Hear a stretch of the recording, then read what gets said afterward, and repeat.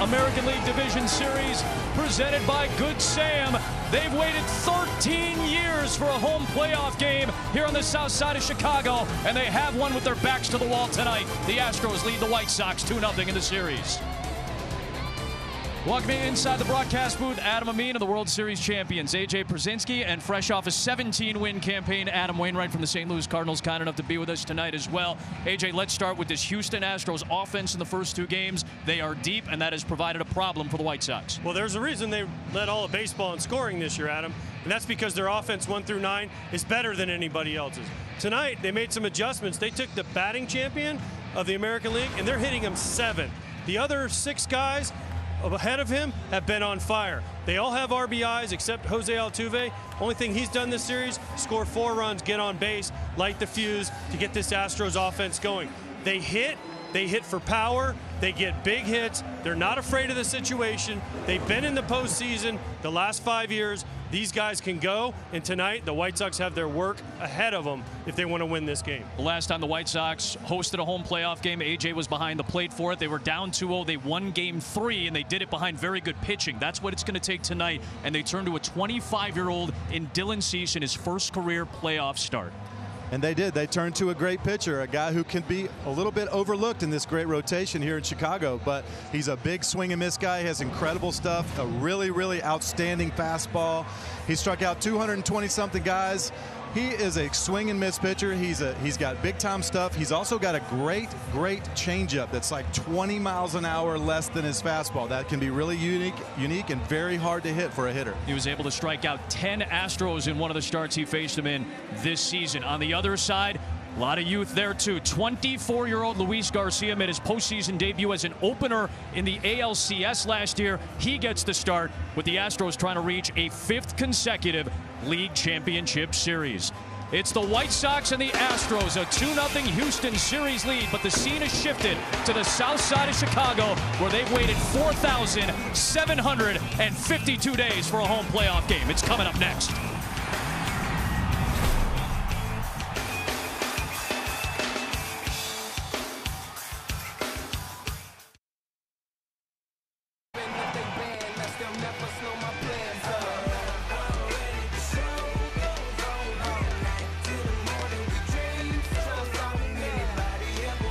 Fireworks are popping off already on the south side as we get set for Game 3 of this American League Division Series.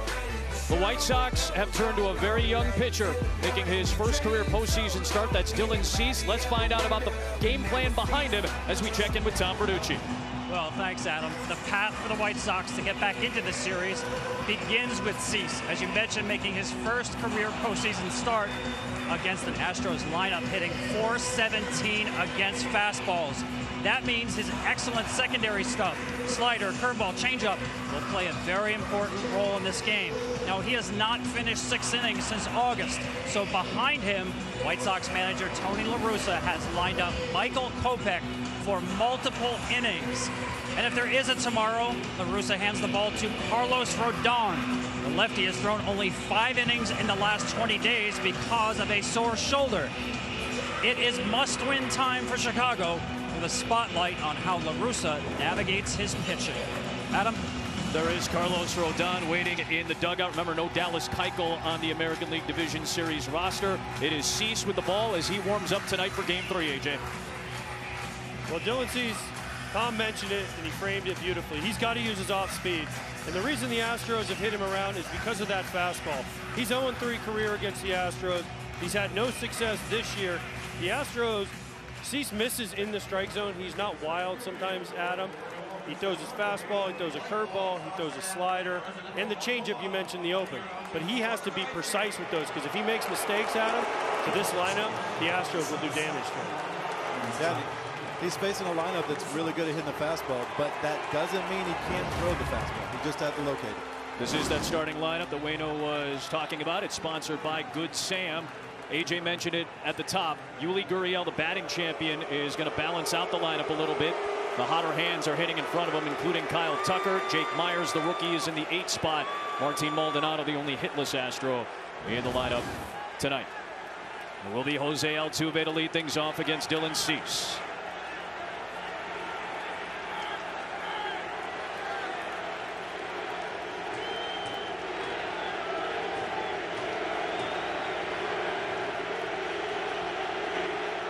Astros have been hearing it on the road all season long. The White Sox were the #1 team at home in the American League this year. And Dylan Cease starts off Game 3 with a strike. And a breaking ball. Not a fastball, a breaking ball to set the tone early for these Astro hitters. Altuve has good numbers against Cease in his limited looks at him. 4 for 8 with a home run. There's an 0-1. Waved on and missed, and it's quickly 0-2. Starting off curveball, then coming back with the slider right there, the cutter. And you know, as a hitter, that can get you out of your approach right away.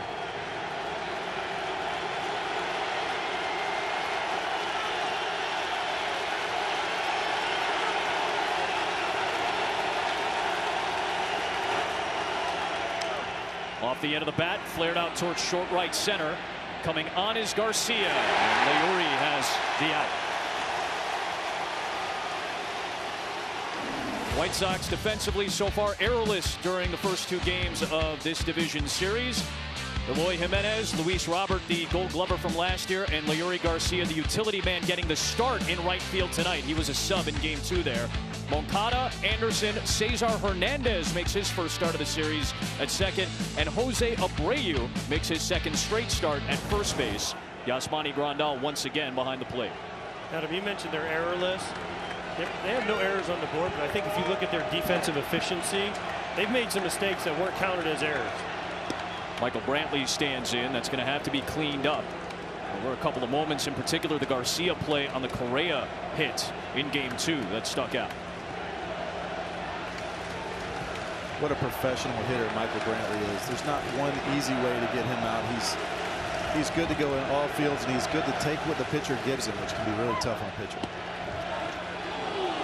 See, he's just missed, according to the home plate umpire and crew chief Tom Hallion. 2-0 on Brantley, who led all of Major League Baseball in hitting against right-handed pitching this year. He has 2 home runs and a double for the 3 hits he has against Cease in 7 at-bats.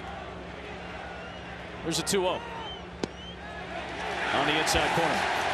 Here are the home runs. Well, heater in for the first home run for Brantley off Cease. Then another heater in. I don't think we're going to see Dylan Cease try to go inside. He got a stolen strike right there from Tom Hallion with the cutter in, but it's not the four-seamer. He can't get that by Michael Brantley inside. 2-1. Oh, he got the outside corner at 100 on that fastball. As a pitcher, you love to see that. You love to see that strike zone come out there. And Tom likes to raise that right hand, too. So Tom's about the lawnmower. If this pitch is close, Tom Hallion will give him the lawnmower. No doubt. Right here. Tom Hallion loves to ring guys up with 2 strikes. The YouTube moment coming. Perhaps on this 2-2 pitch. On the ground to the right side. And the second baseman Hernandez retires Brantley. 2 up and 2 down. How do you stay ready for 100 miles an hour and hit an 83 mile an hour nasty curveball with a 90 mile an hour slider and a 78 mile an hour changeup? If this guy locates, he's gonna have a field day with anybody he pitches against, even if it is against a great lineup like this. Right. Gonna bring up Alex Bregman.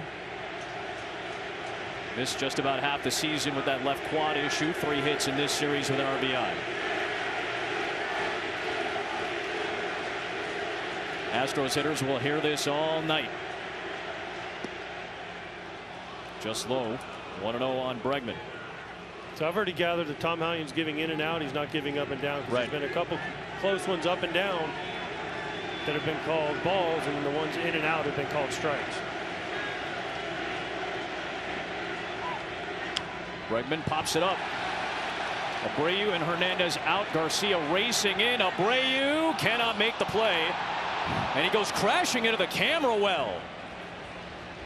It's a big boy in Jose Abreu and seems to be okay. One of the hearts and souls of this team.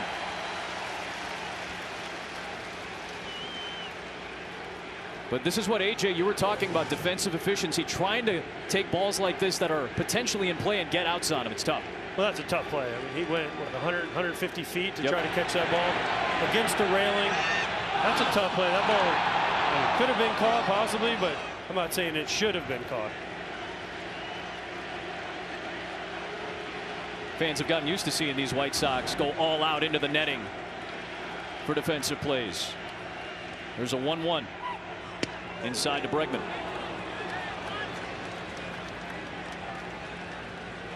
Tom Hallion, plenty of Division Series experience. He's behind the plate. He is the crew chief.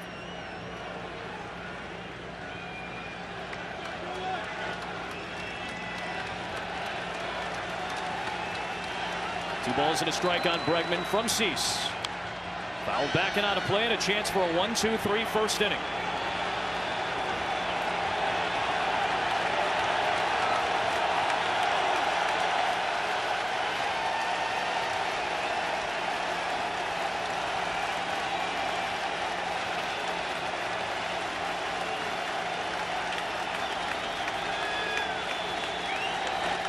Two-two.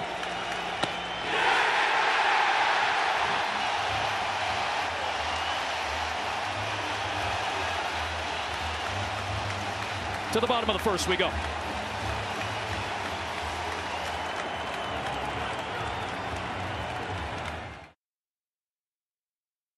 As the White Sox come to bat against Luis Garcia. Here is their starting lineup. It is sponsored by Good Sam. 18 hits in this series so far. All of them are singles. We'll see if the White Sox can get a little slug going tonight. Sheets back in the lineup tonight in the 7th spot and DHing. Garcia and Hernandez will round it out this evening. The top of the lineup has been very good. Anderson and Robert in particular. And it's the 24-year-old from Venezuela, Luis Garcia, who had a fantastic official rookie year, his second career postseason start. This guy has no fear. He's a fastball, cutter, slider, changeup, and a curveball. He already faced the White Sox once this year. 7 innings, only 7 hits, 1 run. 4 of the 7 hits came on his fastball. His slider has been really good for him all year. Look for him to go against his White Sox right-hand hitting heavy lineup. He's owned right-handers the entire year. A lot of sliders, a lot of breaking balls away, which has been the success so far for these Astro pitchers. Tim Anderson will climb in. A long windup from Garcia. And Anderson will lay off. What a start to the postseason career for Tim Anderson. The last 2 seasons, he has 13 hits in his first 5 postseason games. That is a new major league record. And these are the types of streaks that Tim Anderson can get into where he can carry an offense, or at least the top of the order.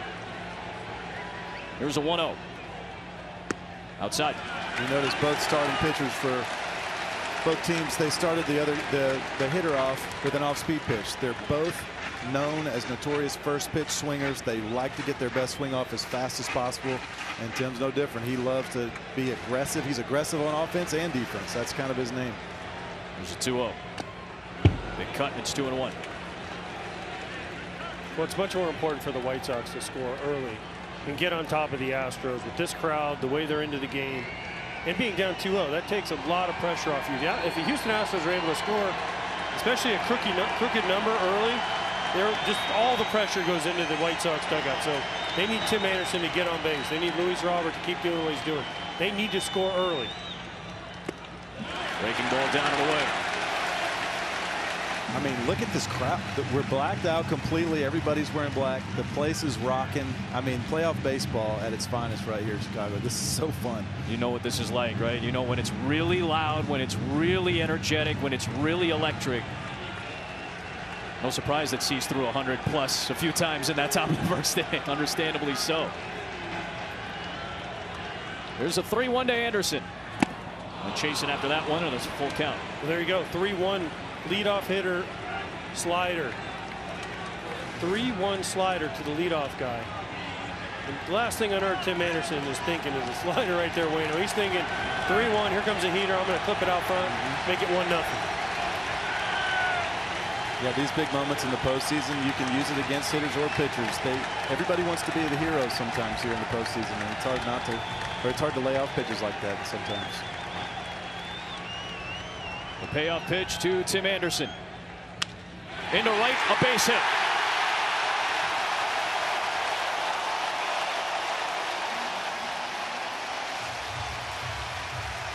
Leadoff man is aboard for the White Sox here in the bottom of the first. That is 14 postseason hits in 2 years. Gets a heater out over the plate, finally gets the fastball. It's not a bad pitch by Garcia, but Tim Anderson does what he's been doing the entire postseason career, and that's take his single, get on base. A really great job of hitting right there. He tries to pull that ball, he rolls over to shortstop right there. But what we know about Tim is that he's a really good thigh high across the zone hitter. You get that ball thigh high, no matter where it is in location, he's going to have a good swing on it. Here's the aforementioned Luis Robert. Might be the most talented player on this roster. He'll take a strike. We talked about the edges being very pitcher friendly to start this night. That was the case on that pitch as well. To Luis Robert, who's been on base 8 of the 9 times that he's been up in this series, one of them by error. He's only been retired once by Astros pitching.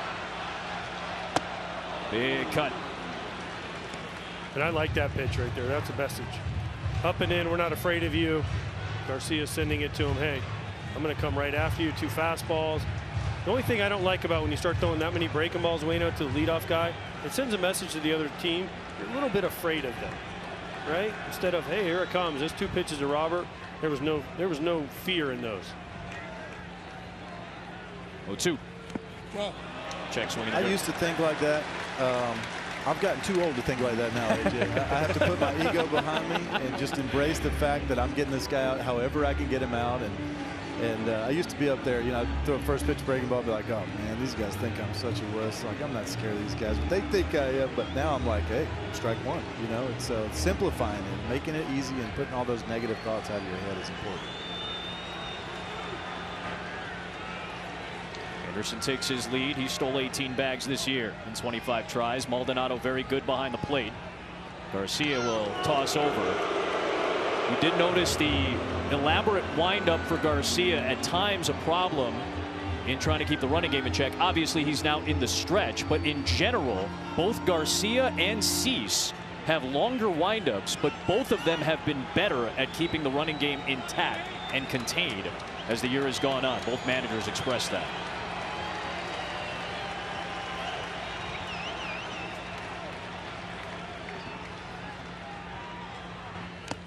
Big cut again.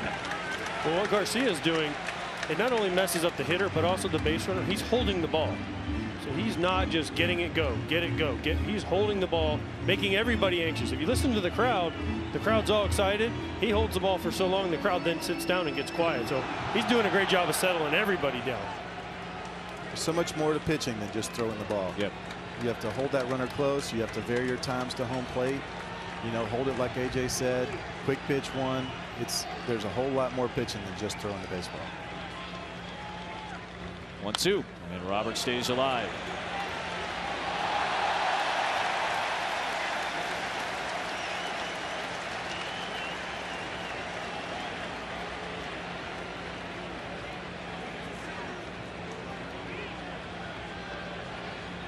And Waino, if there's one inning that's giving Garcia trouble, we talked about his numbers and how effective he was his whole year. The first inning for him, he had an ERA over 5. So that is the one inning that has given him a little bit of trouble. Maybe it's because of all the motion and all the thing, try to get comfortable, try to find a rhythm, but it's the one inning that has given him trouble throughout this year. And there's lots of really good starting pitchers in the big leagues that's the same case with. You know, it's that first inning where you're trying to get settled in a little bit. You don't know exactly where all your stuff's going to be, and then you settle in as you go. 1-2 again. Hard hit towards center field. Myers over and in. Back to the bag at first goes Anderson, and there's one down.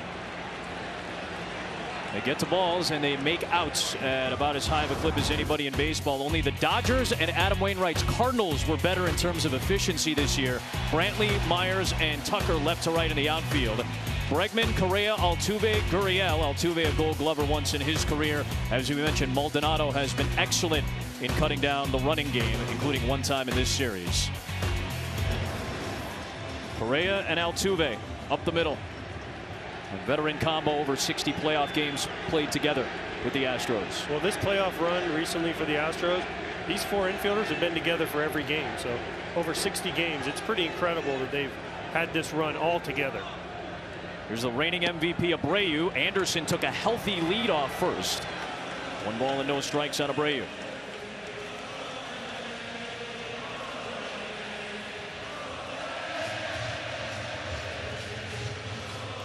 This is where it can be really tough as a pitcher. You got a very fast runner at first base that can take second very easily.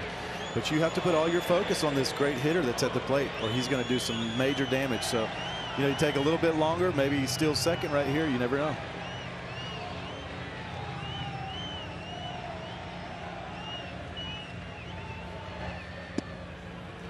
Just off the plate, 2-0 on Abreu, the 34-year-old from Cuba, a Cuban League MVP in his time, defected 8 years ago. American League Rookie of the Year in 2014, has been top 5 at MVP voting, and then last year put together another fantastic run-producing season and earned American League MVP, the first since Frank Thomas in 1994 for the White Sox. Battling flu-like symptoms the first couple of games. Back at home tonight. Anderson close to the bag this time, but trying to be kept close by Garcia. The base stealers always told me, Wayno, 2-0, 3-0, that's the best time to steal a base. The pitcher usually locks in again on the hitter, forgets about you because they want to throw a strike, but with that guy behind the plate, Machete, better be real careful because he'll cut you down. He's got a cannon. Ooh. We saw it in game 1. Not only did he have a cannon, he put it right on the bag. Cut down Luis Robert trying to steal. Tony La Russa said we can be more aggressive on the base paths. Early in the season, the White Sox, who have some speed, obviously, they had a bunch of guys that stole bases, weren't really stealing bags because they had a lot of nagging injuries. Tim Anderson in particular dealt with a hamstring issue a lot of the season. And La Russa, there's a funny quote in Chicago. He said, yeah, our guys are ouchy right now. That's why we're not running them. But he said now's the time. If we're going to be aggressive, if we can find a spot, we'll go. Still 2-0 on Abreu.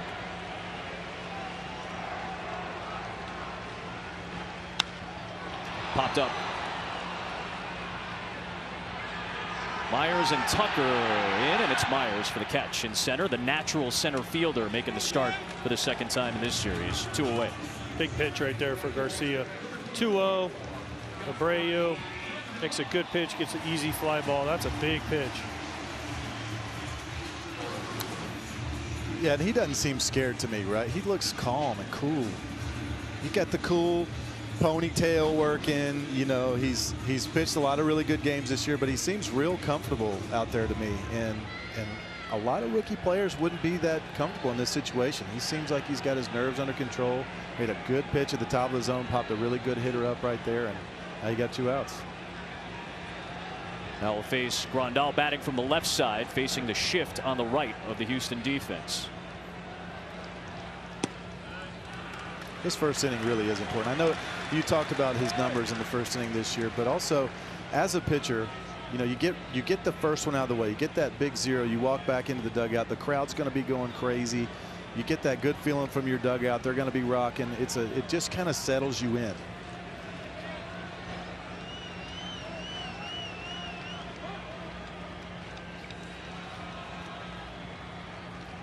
There's a 1-0. Back-to-back hitters, and 3 of the 4 have seen a 2-0 count to start this first inning. So the White Sox offense, we told you the top of the order has been great. Anderson, Robert, and Abreu have been rock solid, as per usual. The rest of the team, the rest of this lineup, including Grandal, who is hitless, trying to get going.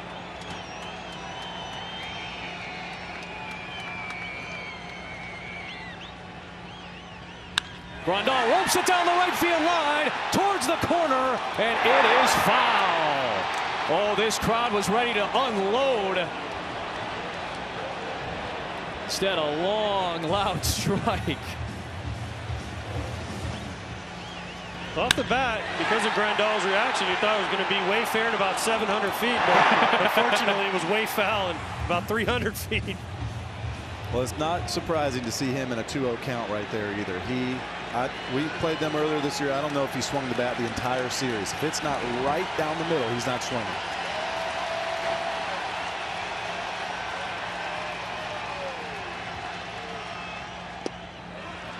3 balls and a strike on Grandal.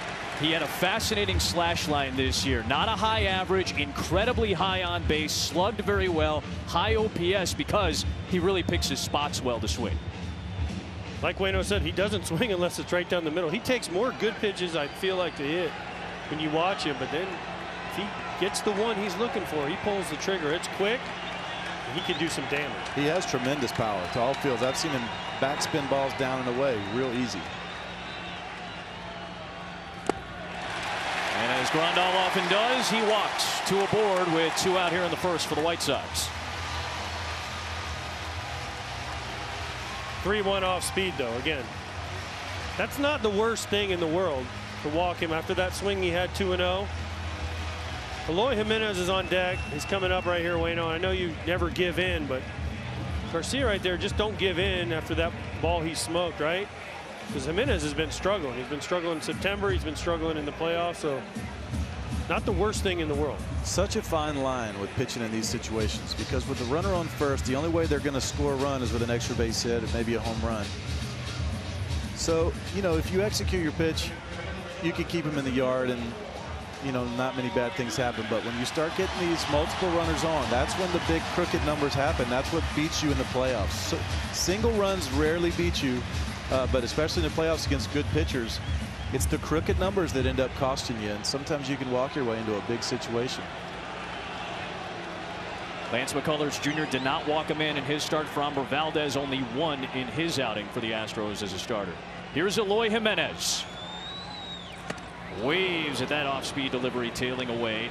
Waino, you pointed out Eloy Jimenez specifically because you feel like he can sneak up on you in this lineup. He can, and he is a sneaky, huge person. If you get up next to this guy, I don't know how tall he is. He's got to be 6'5", 6'6", and he's got some weight behind him too. But he's got huge pop. He'll go right center with the best that I've ever seen, especially on balls middle in. He loves taking them to right center. It's really impressive. 0-1. Towards center field and down for a base hit. Anderson rounding third. The throw from Myers. White Sox take the lead in Game 3.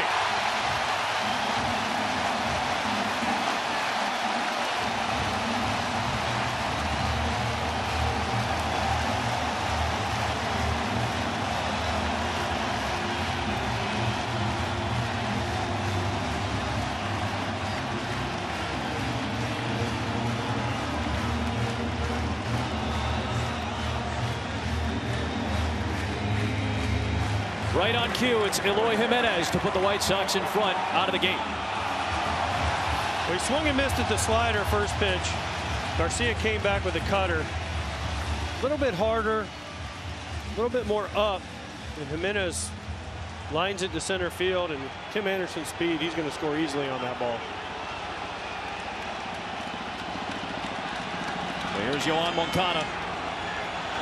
Just 2 for 20 in his playoff career the last couple of years. He's got 2 aboard. And a first pitch swing to foul it away. Back to the Jimenez RBI. Just a hanging slider, cutter, whatever you want to call it. He threw a really good one the first time. That one's a little bit higher. What a flat, perfect, Leon Plain swing by Jimenez. Line drive up the middle. Myers, put in your pocket, kid.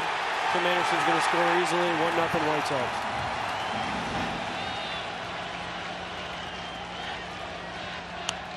Nothing in 2. So what we just saw there, I've been really noticing this a lot lately. You throw a pitch 2 times to a batter in the same at bat. Could be doubled up, could be just 2 times in 1 at bat. One, let's say he throws a slider just like that, but he throws it really nice on the corner down. But then you throw another one and it catches a little bit more plate than the other one. After seeing the nasty one you got, if you bring it up a little bit more, that's going to get whacked most of the time. Throw a nasty breaking ball in the dirt, and then you throw one for a strike. Usually it gets hit. It's just something I've been noticing lately. Towards the gap in right center field. Myers hustling to the gap to make the catch and end the inning. Covering a lot of ground in that bottom of the first.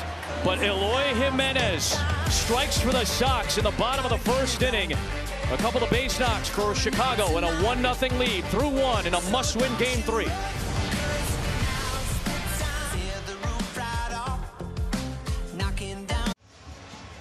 Dylan Cease worked a 1-2-3 top of the first inning, including a handful of triple-digit fastballs, including a strikeout of Bregman to end the frame. He'll face Alvarez, Correa, and Tucker. Very difficult middle of this Houston order. Alvarez has been as good as it comes.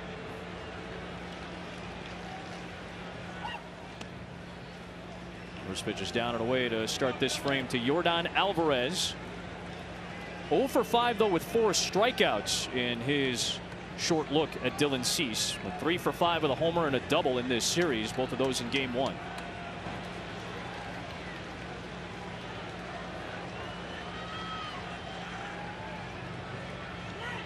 Wayno, talk to me a little bit about adrenaline for Dylan Cease, and that helped pump up that fastball in the first a little. Man, the first inning we saw 101 miles an hour on the pop up to right. We saw a couple of other hundreds. You know, and this is a dangerous thing for a starting pitcher in the playoffs, especially in these big games. You feel the crowd, you really start feeling that energy, and it pushes you to the next level. A 1-1 down low. And what can happen is if you don't control your breathing and you don't control your heart rate, you empty that adrenaline tank too early, and then the second and third and fourth innings you out there with your legs shaking. I know that as it's happened to me. You really have to take time to step off and really control your breathing, control your heart rate, slow things down just a little bit so you don't get out there racing ahead of time. Here's a 2-1. Big cut from Alvarez. For more, we can go down to Tom Verducci. Well, that's right. You talk about adrenaline, Adam, and he's channeling it in the right direction, because we know that can be a blessing or a curse. Put it this way, guys. This year, Dylan threw 2,957 pitches, none at 100 miles an hour. Twice against Alex Bregman, over 100 miles per hour. Wow. Great context from Tom there.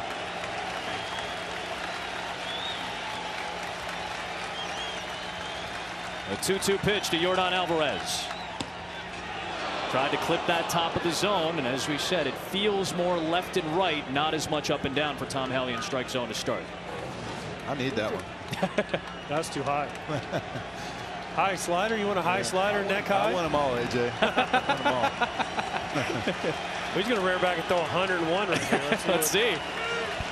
You don't have that in the tank anymore, Wayno. I never did. I'm lucky for 91. Here's a payoff. Changed it up a little bit on him on the inside part of the plate. And Alvarez will take a leadoff walk, the first Astro base runner tonight. That's a big walk. You just go out and you score, you get a lead, you come out and you walk the leadoff guy. That is the last thing Tony La Russa wanted to see. He'd rather have Alvarez hit a home run right there, I feel like, right, Wayno, than him walking him. He certainly does not want him to walk that leadoff hitter. I mean, that is just how you give the adrenaline or the momentum right back to the other side, and that could be a dangerous thing. These teams are great. They're here for a reason. These hitters, they react to these big situations with runners on base. Here's Correa taking a strike. Correa 1 for 8 with 3 strikeouts in his career against Dylan Cease. Cease has cut down on walks significantly. In the shortened season last year, he led the American League. He was averaging almost 5 walks per 9 innings his first 2 years in the big leagues. That's down under 4 this year. Major improvement. And he'll challenge right-handed hitters inside. He does there. It's 1-1 on Correa. You talked about defensive efficiency for the Astros and the White Sox. Sitting up here in our booth, we can see the whole field. The White Sox don't shift hardly at all. Yep. Compared to every other team you watch, after watching team after team, they're pretty much a base defense. There's no shifting, moving. They do it occasionally, but not like the other teams do. This is more classic double play depth for this White Sox infield. They shifted at the 4th lowest rate in Major League Baseball this year.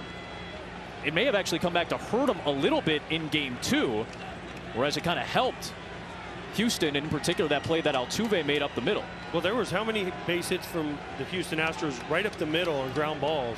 But usually there's a guy standing there. But against the White Sox in game 2, they were all base hits, all singles.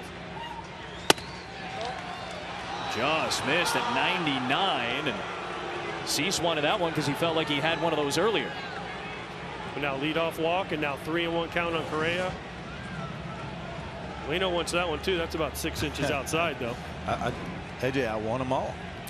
You might not get them, but that doesn't mean I don't want them. Be careful right here. I don't care how hard you throw. Carlos Correa in the playoffs, different animal. Tried that same spot, just missed off the corner. It is back-to-back walks for Dylan Cease to start this second inning. So it's going to be an early trip from Ethan Katz, the first-year pitching coach for the White Sox, as we get a look at StatCast powered by Google Cloud. You see the walk rate lower than it was his first 2 years in the big leagues. One of the best strikeout pitchers, and the whiff percentage. And Wayno, all that means is this guy misses bats. And in an era where power is as high as it ever has been, you need to miss bats, and he can do that at his best.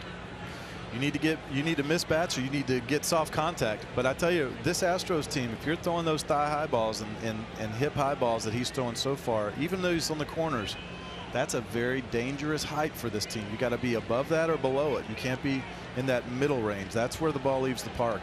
And this Astros lineup has guys from top to bottom that punish that thigh high ball. So look for him to get back to the knees. He needs to be back at the knees. He needs to be back like at the letters. Somewhere in between is not going to be the play. Alvarez at second, Correa at first. Correa and Abreu share a quick moment together. A couple of excellent players there. Here's Kyle Tucker. He's the hottest hitter in the American League for September and October, ending the regular season, and he has had some big moments in this series, in particular in Game 2. You called it, Wayno, trying to get back to the middle and towards the knees, a little bit low that time. You got to simplify in these big moments. You got to simplify things. What do I do best? What does he do best as a pitcher? What can he command the best? What can he get in those spots where he get this big ground ball? That's what he needs right here, is to get the ground ball or something soft contact.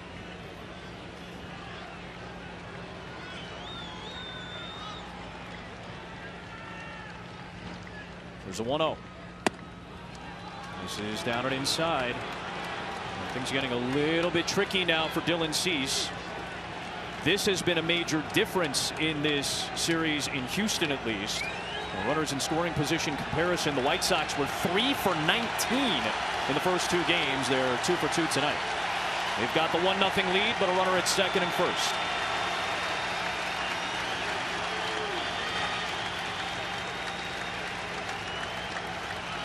Cease almost meditative as he gets set for this 2-0 delivery.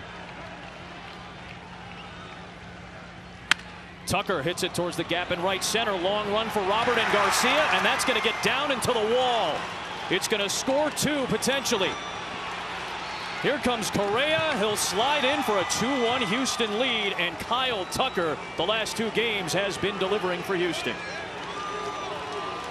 One thing is true now, was true 150 years ago. You cannot walk people in the postseason. You cannot do it, especially these great teams. You put those free passes out there, you're opening yourself up for something really bad to happen. Well, not only the free passes, then you fall behind a really good fastball hitter, 2-0, and you throw one right down the middle, and Kyle Tucker laces it into the gap, Wayno, and all that momentum, the crowd, everything. Remember, we talked about, hey, we need the Astros, the White Sox need to jump on the Astros. They got an early score, and then Cease walks 2 guys, and now they're behind 2-1. And now here is the batting champion in the American League, Yuli Gurriel, moved down to the 7 hole tonight. Ahead of the count, 1-0. Hit .319 to lead the American League, but just 1 for 8 in the series. He struck out 3 times in Game 1. Dusty Baker said he's going to put a couple of hotter hitters in front of him, in particular Tucker, and take a little pressure off Gurriel to balance out the bottom of the order. 2-0.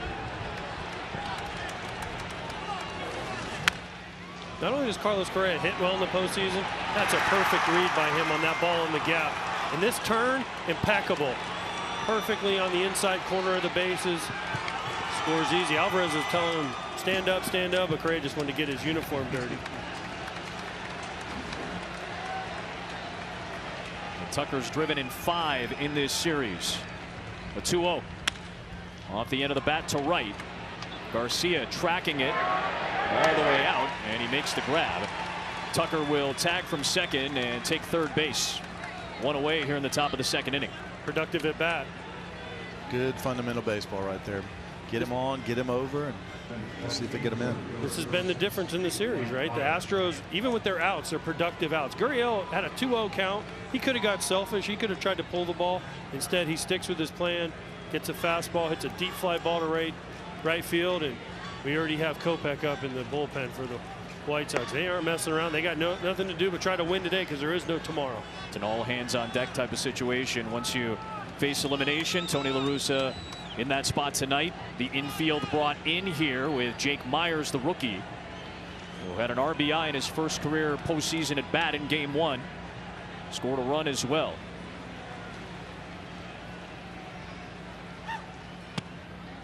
And boy, the strike zone just not there right now for Dylan Cease. He's behind every single guy. He is, and he's in that weird spot where you're just missing with a lot of pitches, and so then you're like, all right, I'm just going to bring it back towards the middle a little bit, and then all of a sudden it's right down the middle, and that's what Kyle Tucker hit so hard. But gosh, it's such a fine line in throwing a great pitch and ball one, you know, and that's what he's just barely missing those corners right now. He's been behind 7 of the first 8 hitters. Comes back with a much needed strike, and it's 1-1.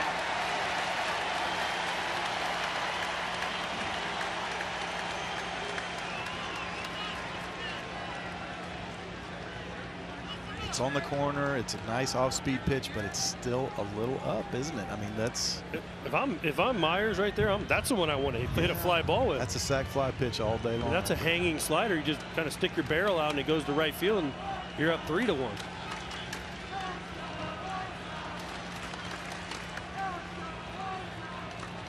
On the ground, past a diving Moncada. It's 3-1 Houston.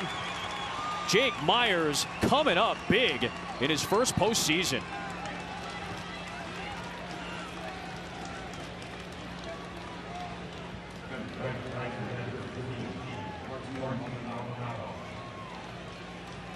Another slider up. It's another breaking ball slider, another hanger, Waino. Yep. The infield in, Moncada has no chance. That ball is hit past him before he can basically even react to it. Have we seen any changeups out of him yet? No. Not one.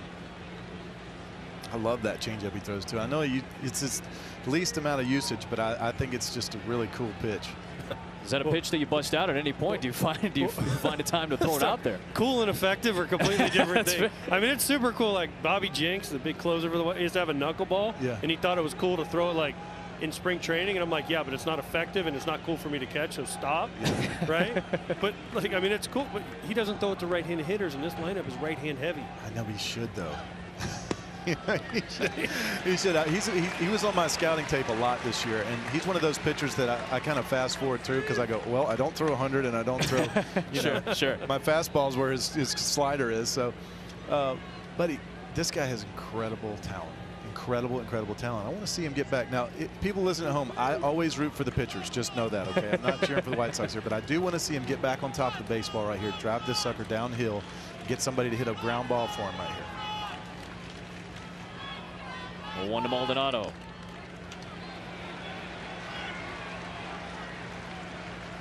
The changeup is a pitch that Cease really didn't throw much in high school. He said it became sort of an average high school fastball. He was a little bit worried to use it in the minors, trying to manipulate bats, but he has had moments this year where he feels really good about it. The Tigers can tell you that. He used it a lot against Detroit. We had a pitcher named Anthony Reyes when I was coming up, and he had a 25, 20 mile an hour off his fastball changeup, and it was unhittable. Runner goes, pitches upstairs. Grandal's throw to second, not in time. Myers lifted 3 bags during the regular season. He has one in the playoffs here. And a man in scoring position with only 1 out for Maldonado now. We discussed this earlier. Myers picks a great pitch to run on 0-2. He's thinking, okay, here comes a breaking ball from Cease. He gets one. He just outruns the ball. Not a bad throw by Grandal, but we've discussed in Game 1 especially, you can run on the White Sox. You can run on Grandal. You can run on Collins if he's back there. They gave up the most stolen bases in Major League Baseball this year, so you can run. That's a big base because that keeps them out of the double play, and that almost guarantees you that Jose Altuve will get a chance with runner in scoring position. Now 2-2 on Maldonado. And now I got to start asking you, Waino, how far does La Russa go with Cease until Kopech. Is this his last hitter? Does he try to get him through this inning? Like, at what point are you like, enough is enough? I gotta go get the weapon I have down there in the bullpen. Looks like he's getting hot down there to me. I'm sure Tony's patience is wearing thin because he's got to play this like it's their last right now. And Kopech, Tony La Russa wants to put him in a clean inning if possible, but he may not have that choice. This at bat is big. Cease to Maldonado, a 2-2. Fouled away. You see him use his stuff up in the zone, and there's nothing wrong with that because he has the swing and miss fastball. He probably has great carry on his ball and probably gets a lot of swing and misses underneath the ball. And that's great, but we need to see him throw his fastball up there. We need to see him use his off speed down, you know, off of that. So, but I still think there's a time and place for both. You work up, you work down, you work the off speed underneath it off of that. In these spots, he liked his slider. He got a lot of misses on that this year. 2-2. Missed down and away with a fastball. When he's not comfortable, the misses started off small. Now they're getting bigger, right? They're getting larger misses. At the beginning of this inning, first inning, listen, he got some pitches in the first inning. I mean, Tom Hallie behind the plate, he gave him a couple here and there. But this inning, those misses have gone from a few inches to 6-8 inches, yanking ball. That might be what you talked about, the adrenaline wearing off.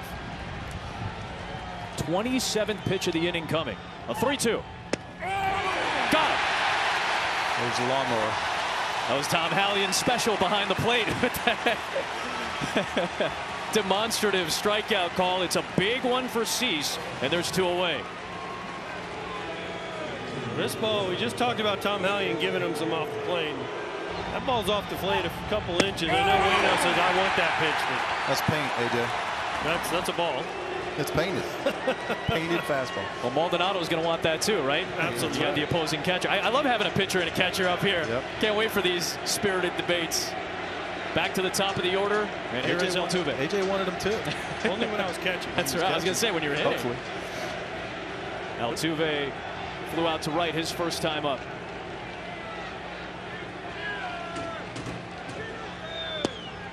This is with that off-speed pitch. That's down the way. there. That looks better. That's a better miss there. He was on top of that ball, had better break, better sharper break, and you saw where the location was. It's a pitch a lot of people are going to swing at right there, looking for 99. But he's thrown so many off-speed pitches now. A lot of these Astros, these guys are veteran guys. They've been around. They've seen all this, right? They know, hey, Altuve first at bat, first pitch breaking ball. You saw a lot of breaking balls. These guys know. They learn. They talk. Altuve had good numbers, as you mentioned earlier, against Cease. He's ahead of the count here, 2-0. Looks a little late to me, honestly. I think that the ball needs to come out of here earlier. It needs to get that thing in the right spot so we can get on top out front of the ball. But you lose your legs a little bit. That adrenaline catches or sneaks up on you a little bit. You lose your legs, you start really trying to heave the ball a little bit. Looks like he's just a little late with his handbrake to me. Kind of yanked that fastball a little outside. 3-0.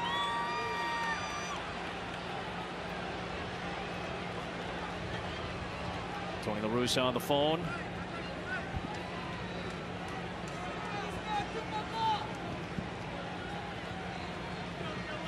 Wonder if maybe this is the last batter.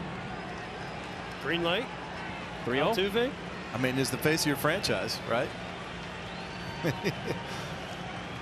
I'm saying no. You got a young pitcher on the ropes. I think no. I think I'm with you. I think because Dusty wants Kopech in this game as soon as possible. Because the more pitches Kopech has to throw in this game, the less of a chance if the White Sox win, they'll see him in 4 or 5. There he comes. That was the criticism of not using Michael Kopech in game 2 because you had the off day on Saturday. Now if you pitch Kopech deep and you win this game, you may not use him for game 4. But again, all of that is dependent on getting out of game 3. The Astros have scored 3 times and Cease is done here in game 3.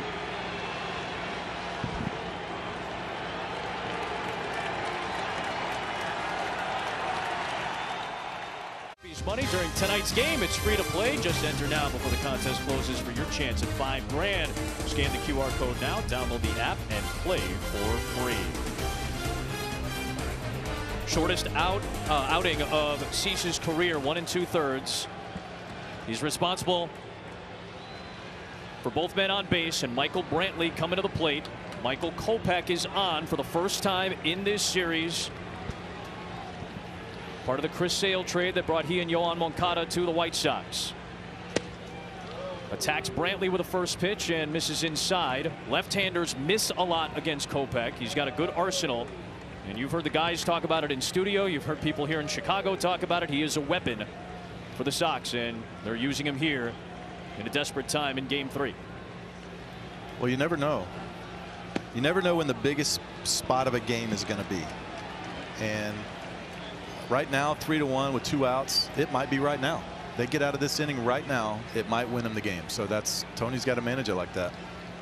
Well, Tony didn't want to bring him in with guys on base or in the middle of an inning. So I'm surprised he didn't use maybe a Lopez or Ruiz to kind of get one more out, clear the decks, and then have Kopech start the next inning.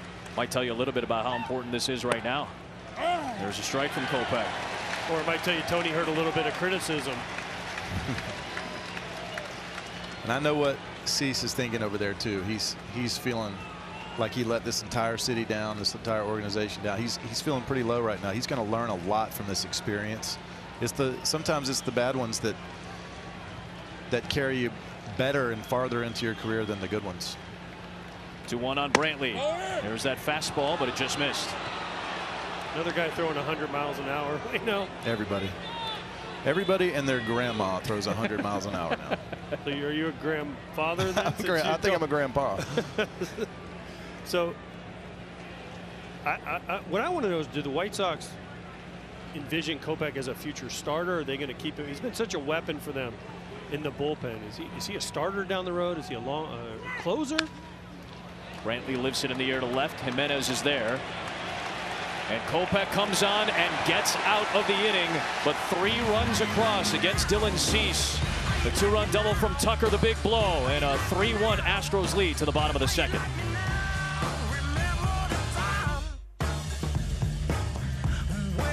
And welcome back to ALDS Game 3. Kind enough to be joined here by White Sox pitching coach Ethan Katz. Ethan, it looked like Dylan in that first inning channeled his adrenaline. Second inning, 2 walks brought you out to the mound. What was the difference that you saw? Yeah, I mean, he's just getting bad counts. We really want to control the leadoff guy, especially with, you know, their team and the strike zone discipline they have. You know, it's unfortunate we walked the first couple guys, and now we're in this position. You have Kopech now in the game. What can we expect from him in terms of length? He's good to go. We got him built out. That's why we stretched him out at the end of the season. You know, he can go 5 innings if need be. We'll just pay attention, see how the game goes, and see where he's at. Ethan, thanks so much for joining us. Thank you. Back to you, Adam. Tom, thank you. Garcia facing Gavin Sheets to begin this bottom half of the second inning. An 0-2 to Sheets, and down he goes swinging. 95 on the fastball to Sheets, and there's 1 down. First strikeout of the night for Luis Garcia. Ethan Katz just said he could go 5 innings? He's done it 1 time this year. He's gone 4 innings 1 time this year, but that was really early in the year. 5 innings? 5 innings, Why didn't he start? Why didn't you start him then? That's going to be an interesting question that I imagine some folks are going to talk about this week. I mean, if he can go 5 innings, why not in Game 2, after Giolito comes out, let him run the rest of the game in a tie game? Well, you know? Yeah, I mean, I hear you. I mean, Cease has had a good year, though. You know, he deserves a start, but it's hard to disagree with what you said there. If he can go 5, man, with that stuff, I don't know. Well, if he can go 5, he could pitch Game 3, and you have Rodon was great for him all year. He's questionable with his health, so if they win this game, they have to pitch him. But why not go Kopech or Cease Game 3, Kopech Game 4, or vice versa, and have Rodon maybe as a long guy, swing guy? Garcia on Leury Garcia. There's the big sweeping breaking ball, and it's low. Great report, Tom. Thanks for the insight, by the way. Yeah, Ethan Katz was kind enough to let us know. First-year pitching coach for the White Sox, taking over for the long-standing Don Cooper. Garcia's 1 for 7 in the series. Luis deals to Leury. And just missed.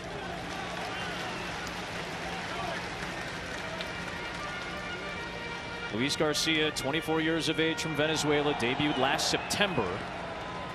He's got a really good cutter that he uses often against righties. It's a lot of swings and misses and strikeouts off that. The slider, changeup, and curveball to mix in as well. Signed as an international free agent in 2017.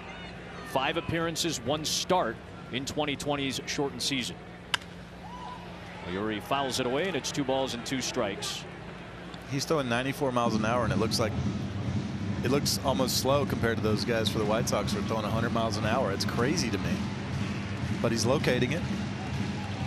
He's going up and down. He's mixing in that cutter, like you said. He's mixing it up, man. He's pitching out there. The rock, the step back, and a 2-2. And Leury Garcia went around, according to Lance Barrett. Back-to-back strikeouts to start this second inning for Luis Garcia. Well, it might look like that to you, Wayno, but the way the White Sox last 2 hitters have reacted, it looks like it's 120. This would wear me out if I was pitching. You should try this next year when you come back to pitch. I'd love to see 6'6" Adam Wainwright do this next year. He does. He's got a little rhythm out there, huh? He's dancing. That would wear you out, wouldn't it? Tire you out? I've got to save every bullet that I've ever thought about. So, are we comparing apples and oranges essentially here, AJ? Here's Hernandez, another switch hitter batting lefty, and he'll foul one back. I like the movement though. You know, he's not too, just still out there. He's not stiff. He looks like he's, flowing. He's like he's composing something out there, right? He's dancing. He's creating some kind of art piece right now, and it's really cool to watch. I think he just rocked the baby right there. A little bit. he rocked the baby before he went to his motion.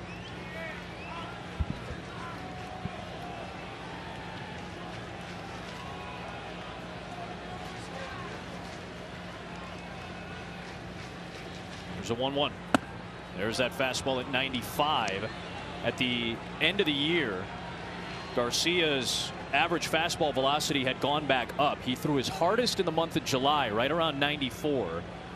That velocity went down in the month of August, under 93. There was a little bit of concern, but he's pitched a little less deep into games in the second half, and that saved some of his velocity, as he threw well over 93 average in the month of September. He's throwing 95, 96 tonight. You know what's cool about baseball too? He wins this game, or has a great career. There's going to be kids in Venezuela everywhere practicing that same little rockin' motion he's doing right now.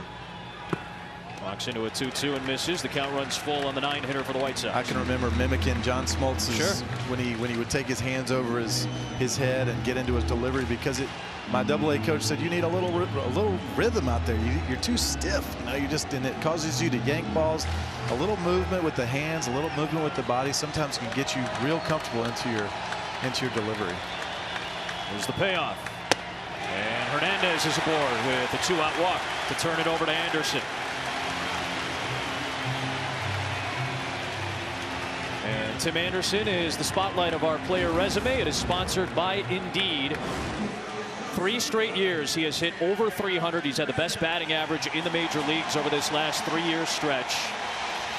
We already talked about it, and we know we said it a couple of times, but this guy's the rock of this lineup. Excellent basketball player at Hillcrest High School in Tuscaloosa. Not a guy that even really wanted to play professional baseball. It was just something he was doing because he was athletic and needed to play his sport. But his junior year, he finally started playing baseball after multiple injuries in basketball. Received 1 scholarship offer to junior college. He's the tying run early in this game in the second with 2 out. On the ground is short. Correa with the backhand. Trying to retire his counterpart, and will. Garcia leaves a man stranded. We played 2 in game 3, a 2-run Houston lead.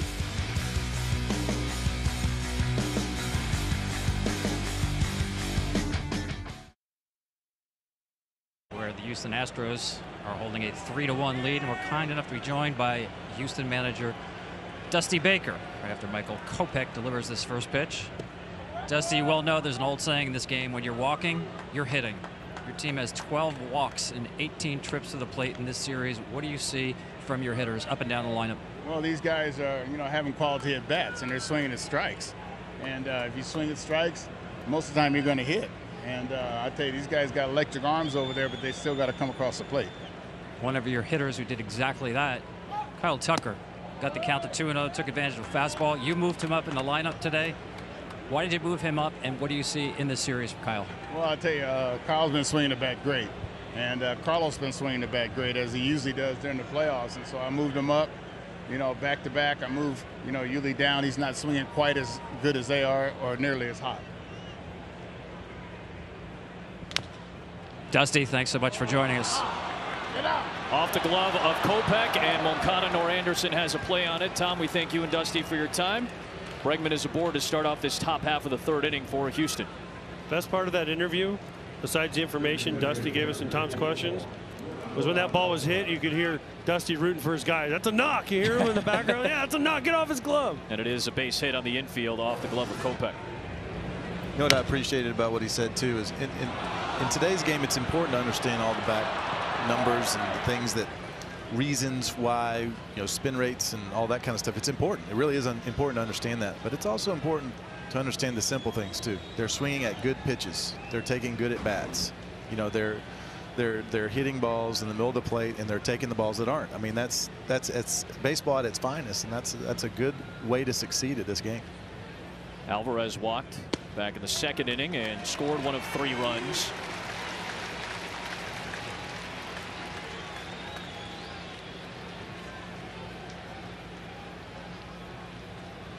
Alvarez, another Cuba native, 24 years of age. And consistent all year. Really, the month of July was the only rough month he had. Every time you look at his numbers and splits, they were consistent. He fouls one away, and it's quickly 0-2 from Kopech to Alvarez.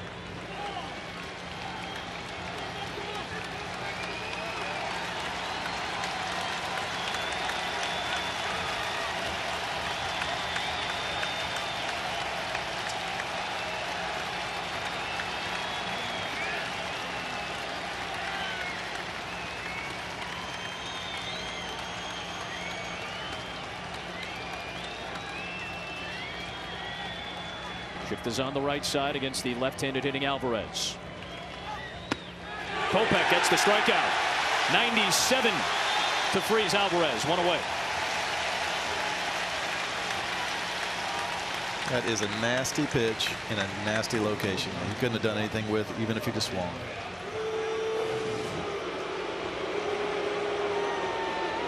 Look at the movement on that ball. And Tom Hallion, he can't wait.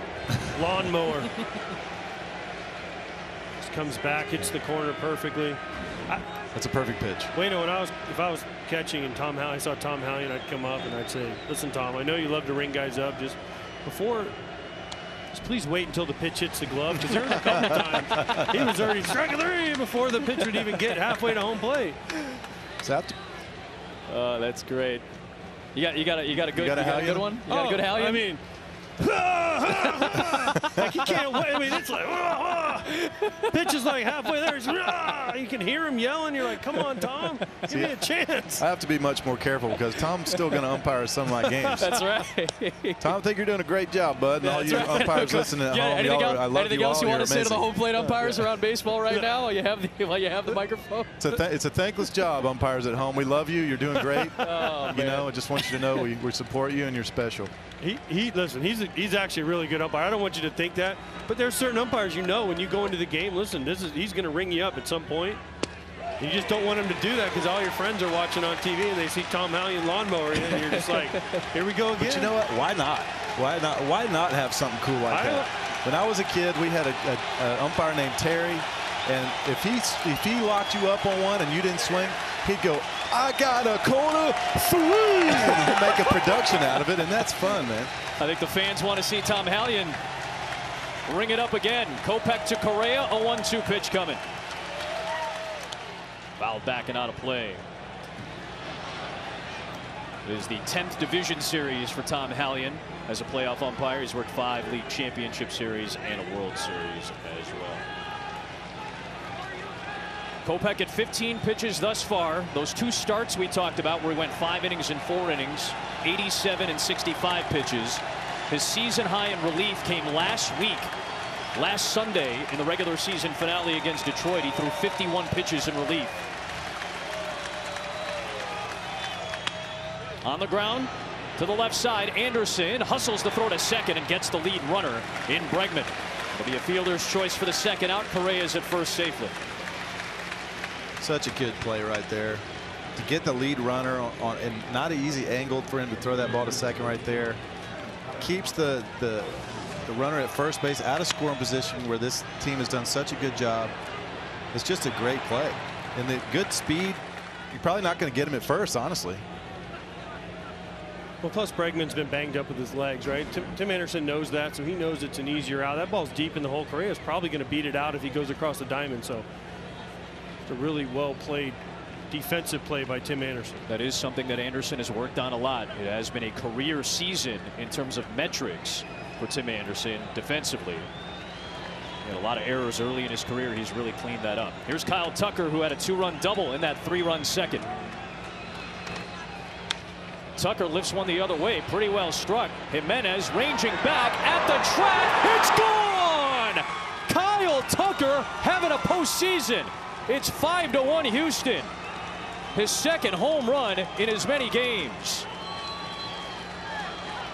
That ball just kept going. Goodness.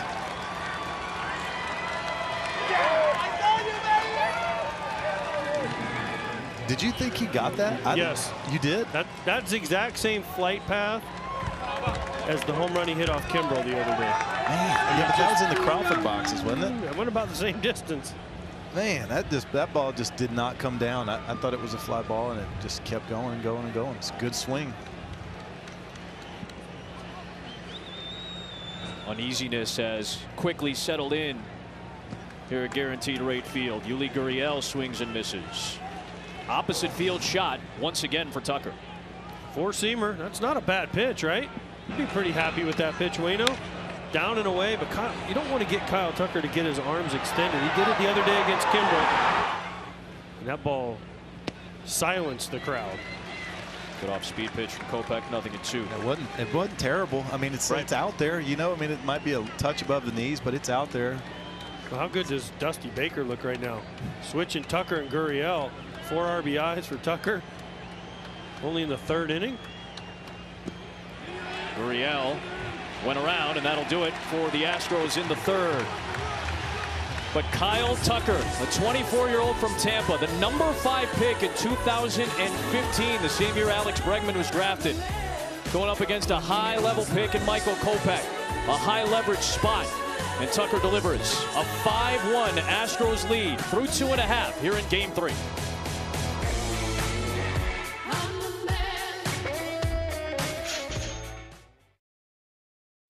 season. 4 RBIs tonight and a 5-1 Astros lead to the bottom of the third. Luis Robert, Jose Abreu, Yasmani Grandal. Good part of this White Sox order. Robert flew out to center field back in the first. He's had an excellent start to this series. Trying to get on base against Luis Garcia, who sees one get fouled back and is ahead 0-2. Well, the White Sox have to score. They have to score now. They can't take a chance of it's 5-1 now, Waino. If they fall any farther behind, this could get ugly really quick because the Astros will just keep piling on. They're not going to stop scoring. So the Astros, this is the inning. 2, 3, 4. The White Sox have to figure out a way to at least get one and get them some momentum back on their side. He started off with 3 fastballs in a row here. One, though, painted at the knees, down and away. The next one, belt high away on the corner. And the next one, let's just see if you'll go a little higher on the chase there. It was good pitching. Maldonado setting up, and it's fouled away once again. 4 straight heaters away now. Yep. Let's see if he comes back off speed here. I think he's seen the tape on Robert, too. Robert had a postseason home run against Oakland last year that went 487 feet off of Mike Fiers in Game 3. Lays off of that one that was off speed, down and away. Well, how about this so far through 2 and 3 innings here, 2 games and another 2 innings. White Sox have 20 hits in this series, all singles. Houston has 8 extra base hits, 5 doubles, 3 homers, 2 homers by their right fielder Kyle Tucker, and just barely 2 1/3 game. Robert tried to lay off the breaking ball and does. Count runs full on Luis Robert. This is the offensive comparison. Astros scoring 14 more runs White Sox all singles. Yeah, but that walk number, also big. That's the number. Well, a lot of those walks have come around to score. That's hurt White Sox pitching. Tonight. Exactly. Payoff pitch from Garcia. And Robert will, I believe, take first base. He's still waiting to figure out the count. Yeah, that's ball 4. He's like, yeah, he wanted to hit. We're good. He wanted to hit. That's right. Robert's like, are you sure? Can I get one more swing? While we have a moment, let's go to Kevin Burkhardt in Los Angeles with a game break. What's happened in the other series, KB?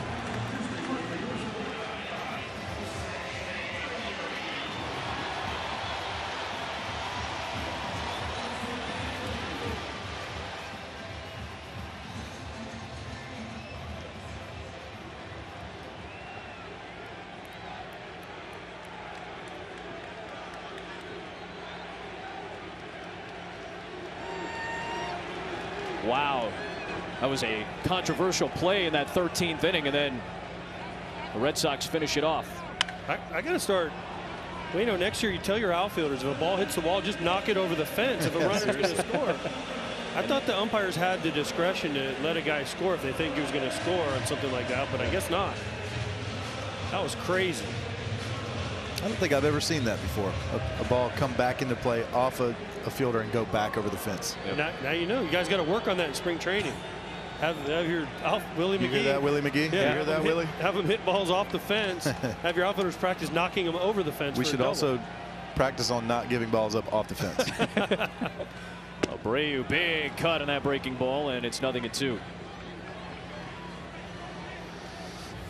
Game 4 of that series, with the Red Sox one step away from the American League Championship Series. They'll look for the series win on FS1 tomorrow.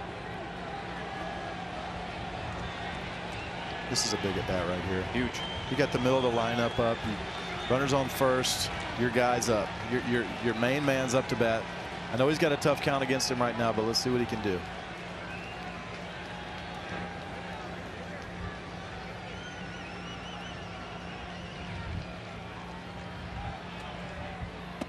Breaking ball down and away, keeping an eye on Robert, who, remember, in game 1 was cut down by Maldonado trying to steal second base. 4-run deficit right now, though. Not sure how aggressive the White Sox will be, especially with Abreu at the plate. Now they may try to stay out of the double play here with Robert at least moving a little bit. No chance. You know, you just want to let, you're willing to give up a double play because you know Abreu might get something to hit that he can handle and knock out. Yes. Okay. The whole right side of the field is already open. I think Jose Abreu right here is trying to put one to right. Oh, went weaving at that one down low. Another good breaking ball from Garcia. He wasn't planning on that nasty curveball though from Garcia. When you get down in moments like this too, I think it's important to not try to do it all with one swing. You know, like just get back any way you can. Just chip away. Get one here, get one there. You know, all of a sudden you get 2 here, it's 5-3. Now you're back in the game. Even if you score 1 right here, it's 5-2. You're feeling a lot better about it. You've kind of flipped the momentum a little bit. You just got to, like AJ said a minute ago, you got to get something going positively for your own side. Shift is on for Grandal with 1 on and 1 out. There's that breaking ball again. Wow. Good news is it's the 3rd inning. Yep. It's the 3rd inning. There's a lot of baseball left. And these teams are here because they found ways to win a lot of different games a lot of different ways. So we'll see what happens. But the problem is Garcia looks like he's starting to find a breaking ball. And that's bad news for the White Sox.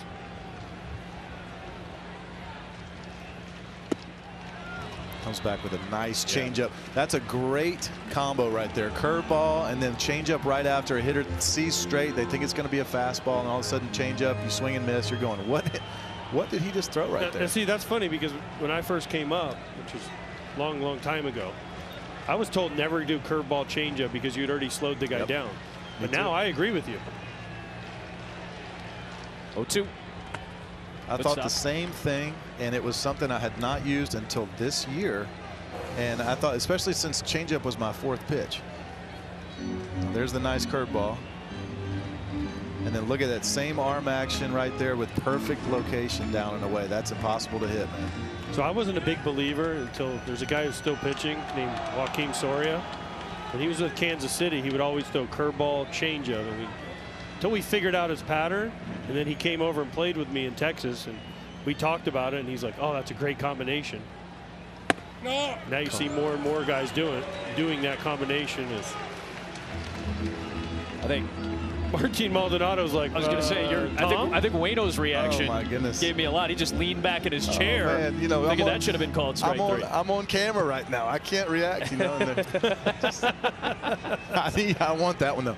But you know what's cool is this guy's mixing all his pitches in for strikes, and they got to be ready for 95, so they can't hit, you know, the curveball. But then they got to be ready. They're all of a sudden now he's throwing changeups for strikes too. Man, you don't know what's coming.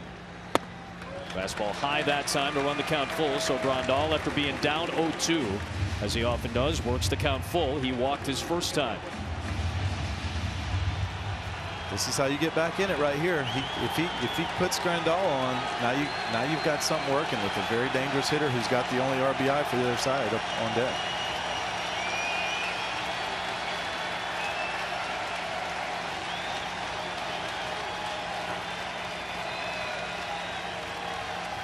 Payoff pitch to Grandal. Fouled away.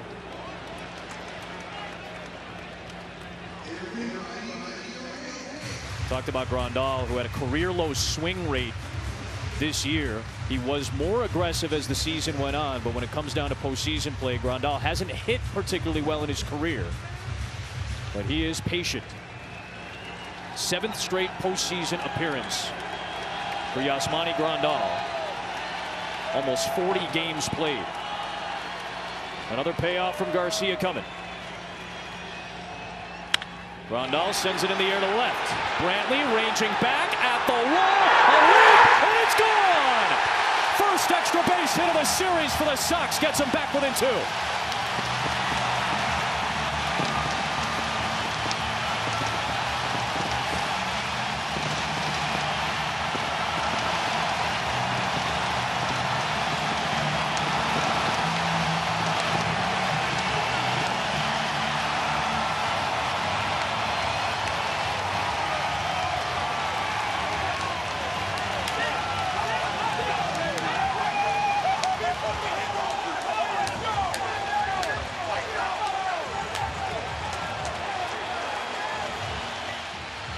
Brent Strom making his way out to talk with Garcia. It is postseason home run number 6 for Yasmani Grandal.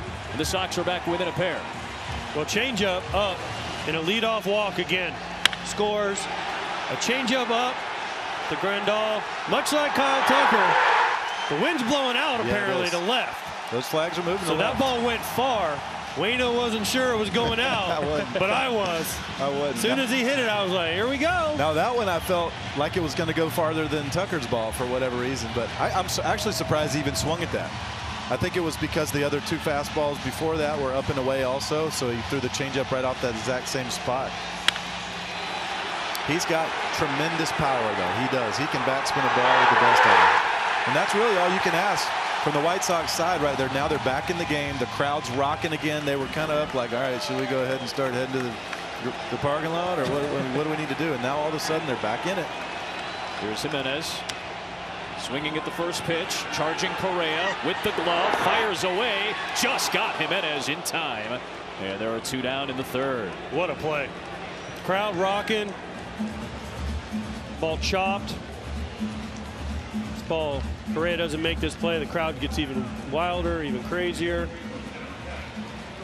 Nice play. Comes in, gets it over the top, perfect throw. I mean, just great play by Carlos Correa right there. With a very dangerous hitter coming up in Moncada. This guy, you know, they don't get that out right there. There's 1 out, a runner on first, and this guy, he swings a lot of pitches in the middle of the plate, but he doesn't swing it hardly anything outside of the zone. He's got a very good idea of the strike zone.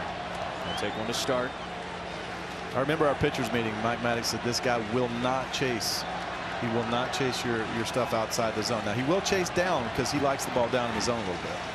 A career low strikeout rate this year for Moncada and a career high walk rate this season for Yohan. He's not chasing left and right. He might chase down, but he's not chasing left and right. And he's got good vision of the plate from both sides. He's a switch hitter who has been very good from both sides. Almost even numbers. Down the right field line. May have hooked it though, and he did. 1 ball and 2 strikes on Moncada. Can we show his chain again, please? Look at that. Oh, man. Which one? You may have upgraded that, by the way. Yeah. That's an upgrade right there for Moncada. That is, wow. I always wonder what I'd look like that, you know, with a big diamond. I think you should ask necklace. Yohan to just try it on and make sure you snap a photo. I don't think I could pull it off. Sure you can. You got to own it, buddy. Into right field. That's down for a base hit.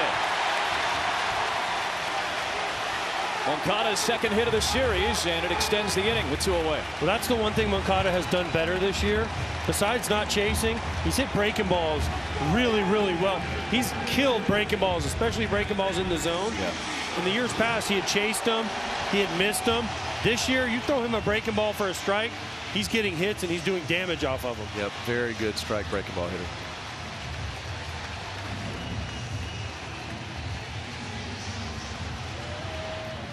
Moncada and Gurriel at first base, both Cuba. Gurriel now the all-time postseason leader among Cuban players in hits and RBIs. Here's Gavin Sheets, who struck out his first time. The rookie, who played 54 games during the regular season, hit 11 home runs, 5 of which came in the last 5 weeks of the year. Now, as Luis Garcia has labored a bit here in the third, Christian Javier is loosening up for the second time in this series. He did not pitch in game 2. On the ground, pulled foul.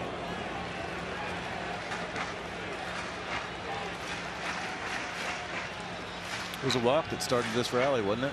Robert walked after he was down in the count 0-2 and came back to draw the leadoff walk. Abreu struck out. Grandal, the opposite field homer to left. Jimenez a ground out on a good Correa play, and Moncada with a 2-out single.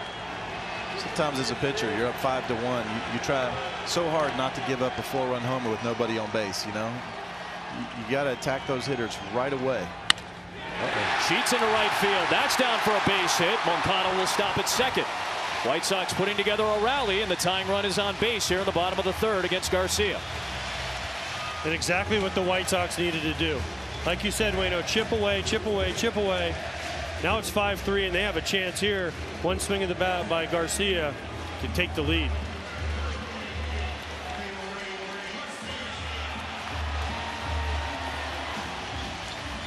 So many offenses are good momentum-based offenses, too. You get that ball rolling, the next guy can't wait to get up there. And as a pitcher, you've got to just do whatever you can to stop that right away before that wheel starts turning too big, because these lineups can be really, really dangerous. Well, here's a momentum stopper. Martin Maldonado's like, let's slow this down. I remember Kenny Rogers. Remember old Kenny Rogers, the pitcher? Yep. I played with him one year, and he said, listen, if guys get on base, I'm going to put the game to a halt. And I said, why? He said, just trying to take the air out of the ball. I want them to have to wait on me, and I'm going to throw it slower and slower and make them wait. Because when the offenses get rolling, like you said, Waino, they want to get up there and get going. First pitch, let's go, let's go, let's go. Now a quick word from DraftKings. Hey, better. This postseason, bet $1 to win $100 if either team gets a hit. Download the app, sign up with the promo code, and make it rain. 2 on, 2 out, bottom third. The number 8 hitter is Leury Garcia, who struck out his first time against Garcia. Luis to Leury again.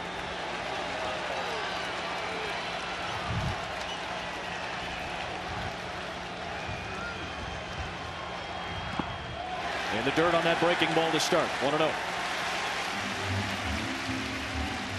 Houston showing a lot of faith in their rookie pitcher right here. I appreciate it. You know, their starting pitching sometimes is what gets you to the postseason. So I like seeing them trust a guy who's had a great season right now. He's had a lot of big moments for him this year, and a big moment right here. He's got the good breaking ball. That's the one pitch that Leury Garcia struggles with most.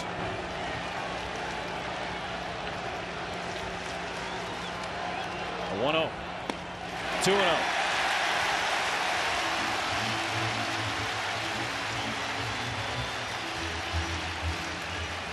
Javier was already loosening up, and now Yimi Garcia, who pitched in game 2 with that great fastball, is loosening up, and here comes Dusty Baker to make a change.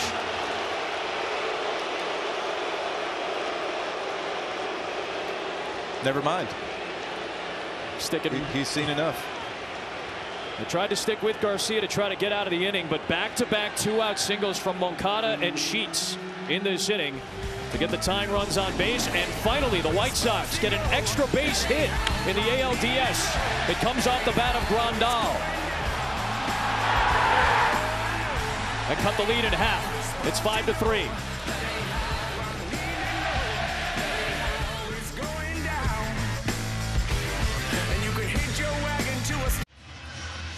Two-0 count, 2 outs, 5-3 Houston, bottom third, and Tom Verducci, Yimi Garcia is in. Yeah, shrewd move by Dusty Baker. When Maldonado went out to the mound, he changed his mind and he got Yimi Garcia up in the bullpen instead of Javier. Why? Yimi Garcia is his best option with inherited runners. And we talk about the White Sox facing elimination. Dusty Baker managing with that same kind of urgency. Game 2 numbers, pitched 2/3 of an inning. So you got 3 Garcias in this at bat. First it was Luis to Leury. Now it's Yimi to Leury, and it's 3-0 on Leury. 2-0. You don't see them. You don't see very often where the manager changes pitchers in the middle of an at bat. Garcia was the first man out of the pen to relieve Framber Valdez in game 2. His 3-0. Back with a strike.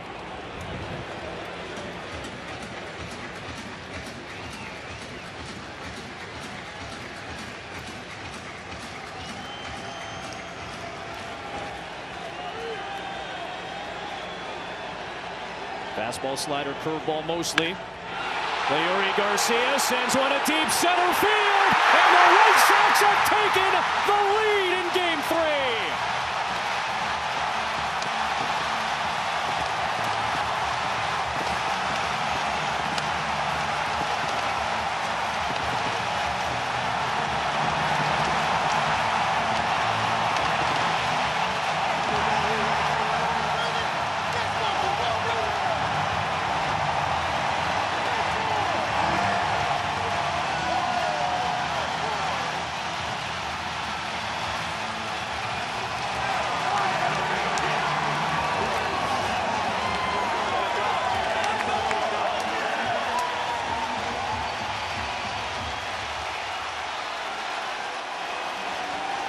That was a blast. Dead center. The first career postseason home run for Leury Garcia, the longest tenured member on this roster, has just put the White Sox back in front after 5 unanswered by Houston. Chicago has 5 here in the bottom of the third. Incredible what one walk and one swing by Grandal can do. Change the momentum of this game, change the crowd. And now the White Sox are ahead. Just a 3-1 heater. He gets it up. I already mentioned that the ball was flying out, but that hit the batter's eye. Yeah, I know Dusty Baker knows his team better than I do, but the matchup of Luis Garcia throwing his breaking balls to Leury Garcia is a better matchup for me than Yimi Garcia coming in already down 2-0. Guess what? He's going to see a heater 2-0, which he did.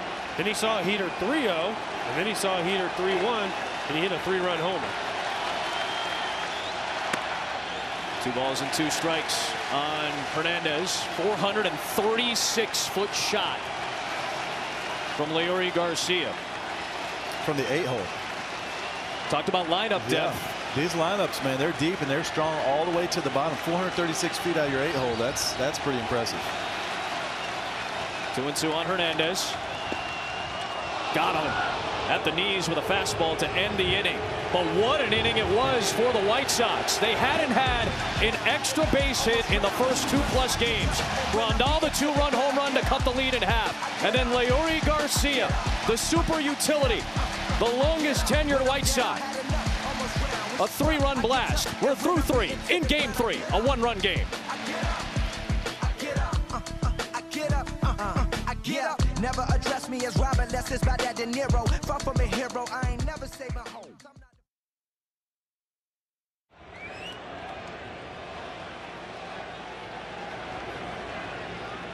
Through 3 to the 4th, 6-5 White Sox in a back and forth game 3, 2-0 series lead for the Astros. Leury Garcia, his first career playoff home run. A 3-run shot off of Yimi Garcia. Dusty Baker's decision backfires, and it's 6-5 White Sox. Dylan Cease taken off the hook for Chicago. There's an 0-1 from Michael Kopech to Jake Myers. And it's quickly 0-2. RBI single for Myers back in the 3-run second inning. The 2-run home run by Tucker put Houston up 5-1 before the 5-run third for Chicago.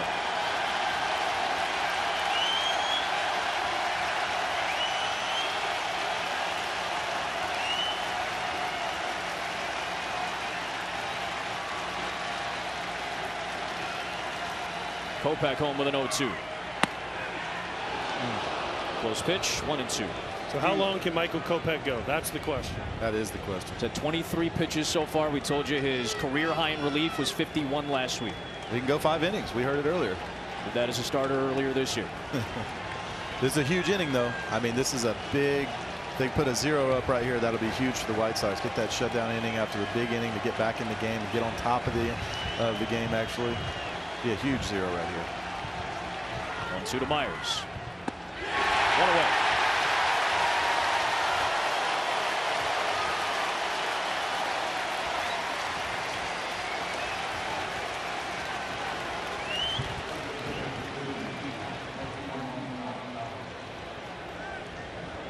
Kopech, 25 years of age, from Longview, Texas. Originally drafted in the first round in 2014 by the Boston Red Sox. You mentioned it. He was one of the big pieces in the Yoan Moncada, Chris Sale trade. He and Moncada have been important pieces for the White Sox. Here's Martin Maldonado.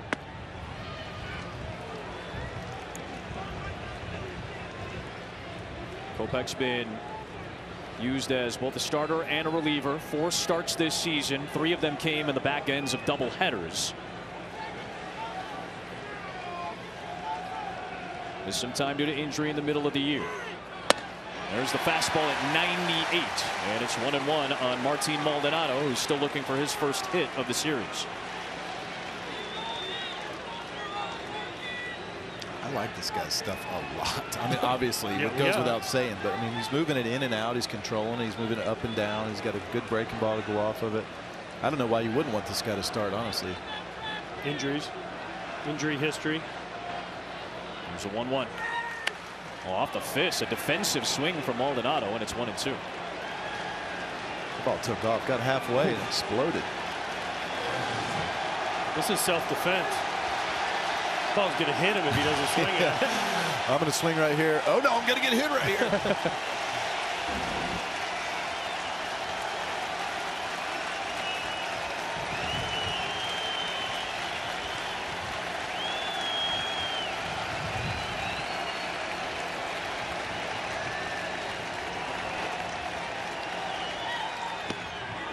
Dirt. It's the right idea. He sped him up. You know, he's starting early when he swung at a pitch that almost hit him in the belly button. He's having to get going early because he's got such a great fastball. So you know, if you could throw a nice breaking ball at the bottom of the zone, down and away, he's going to swing and miss if he is able to swing at it. So guys starting early like that, you can exploit it with some spin. How about just rush him up? Yeah, or that. 2-2.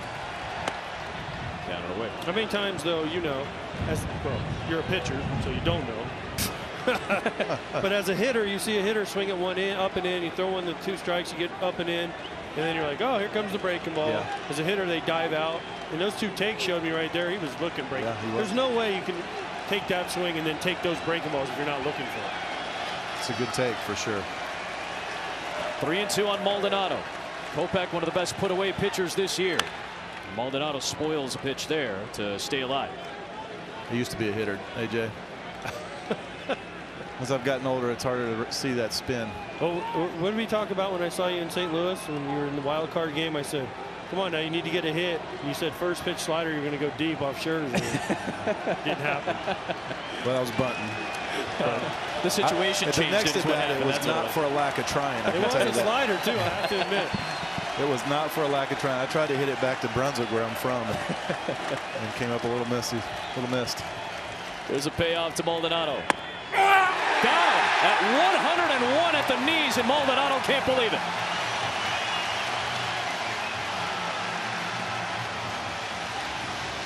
He has struck out twice on fastballs, and both times Maldonado was certainly curious about the call when he turned around to ask Tom Hallion about it. Curious, yes. That's one nice way to put it. Pretty nice way to put it. Yeah, 101. Usually you drop the bat and act like that. I mean, that's... There you go. Got the Tom Hallion going. Just copying you, AJ. We got somebody make that into a GIF, Pete, please. AJ doing the Hallion lawnmower. AJ, when you go back out there, you got to look at Tom and say, hey, I need that same pitch for my pitcher, right? Well, of course. You say some bad words and let him know that you didn't appreciate him ringing you up twice. Well, it's 3 straight strikeouts for Kopech, and 4 of the last 6 on strikes. Back to the top, and Altuve ahead of the count, 1-0.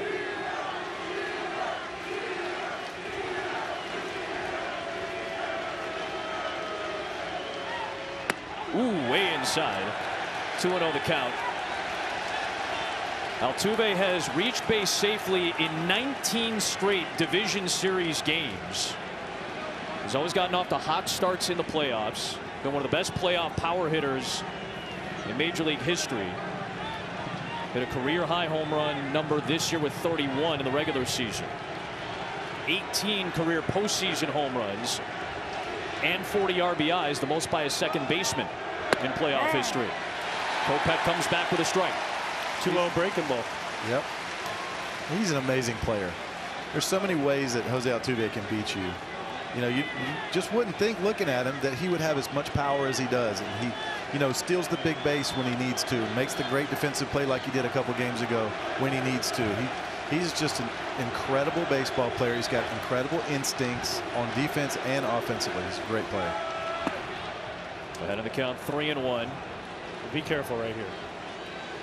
Be careful on this pitch. White Sox just took the lead. 3-1 home run by Leury Garcia. Jose Altuve's got one thing on mind right here. He's thinking, I'm going to get the head out on 99 from Kopech, and I'm going to see if I can make this 6-6 right here. And Altuve, when he gets the head out, oftentimes pulls the ball to left field. He's got a lot of pull power. Key to getting him out is keeping the ball down. He loves the ball up. 3-1. Elevated fastball, and he did not chase. It is a 2-out walk for Altuve, his second walk of the night. So that's one time through the order now for Michael Kopech. He'll face Brantley with 2 down. This is what the Astros have done with 2 outs in this series so far. 9 of their runs have come with 2 outs out of the 20 they have scored. Oh, those 2-out walks. We talked about walks being a huge issue, and obviously that's the case in just about every postseason series, but they've been quite prevalent in the first 2+ games in this set. Brantley's 0 for 2.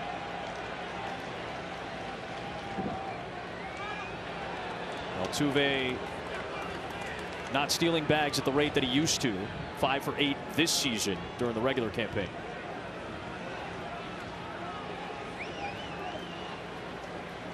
The White Sox, prior to the bottom of the 3rd, had scored in 4 innings in this series. The Astros had answered 3 times, so the shutdown inning after the White Sox have scored has been rare. A big opportunity for Kopech to try to get out with no damage done and the lead intact. That's why he's trying to keep Altuve close, because if Altuve lifts second, a base hit from Brantley ties the game. Yeah, I'm putting all my. I want my pitcher to focus on 23 at the plate. Right. Listen, Altuve steals right here. Great. He's still got to get a hit 23. So for me, if I'm Grandal, I'm saying, listen, Michael, let's just get this guy. If this guy gets out, nothing else matters. If Altuve steals second, third, you still get Brantley out. Guess what? It doesn't matter. So get focused. That's just taking attention away from the thing you need, which is the hitter. First one. Just a little low. And see that Altuve on first, slide step. Went from 100, 95. First pitch to Michael Brantley. Again, get the guy at the plate. Maybe he's just trying that little baby sinker at the bottom of the zone, trying to get him to roll over something. I wish I could just get me over baby sinker, a 95-mile-an-hour pitch. That'd be great.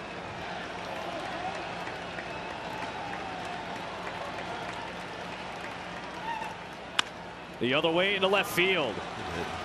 That's what Michael Brantley does. Uses all fields as well as anybody, and a single.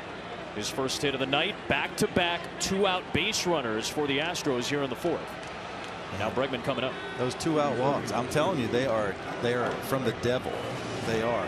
They just extend those innings, and you know there's no holes in this Astros lineup. So, you know, you walk him, and then all of a sudden you walked Altuve. Now you got Brantley up. Okay, well he won a couple batting titles or real close to it. Oh, well he hit a single. Okay, now you got Bregman up, and then you got Alvarez up. I mean, this is a tough lineup to navigate through for any pitcher. But if anybody can do it, this Kopech can do it. There's no doubt about it.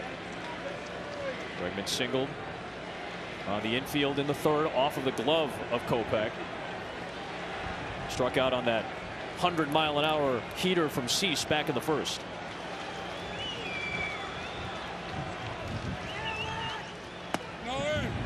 Inside with a fastball.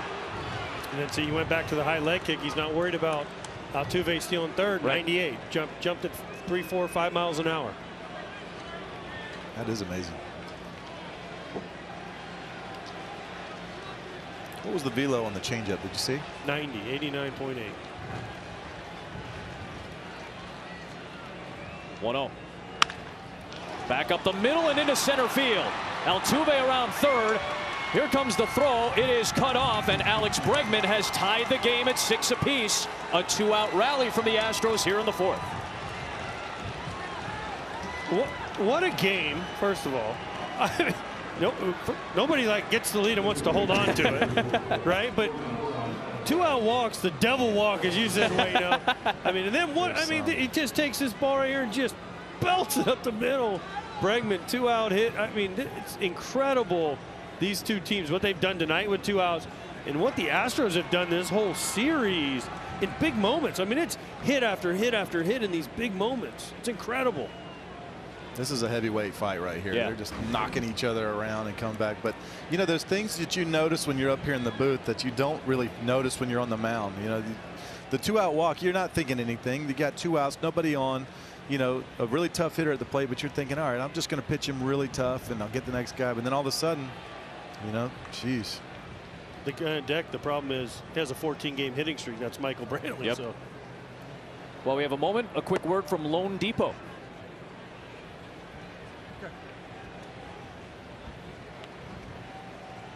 The home smells like citrus. Our home smells a lot like fresh cut flowers. It's just that feeling of coming in and you're like, I'm home. Tony La Russa has Ryan Tepera loosening up in the White Sox bullpen now. He pitched an inning in game 2. 2 on, 2 out in the 4th. The Astros have tied the game with a run across. They've scored in 3 straight innings. Yordan Alvarez has walked and struck out. He scored when he reached base on that leadoff walk in the 2nd. Bregman's single has tied the game.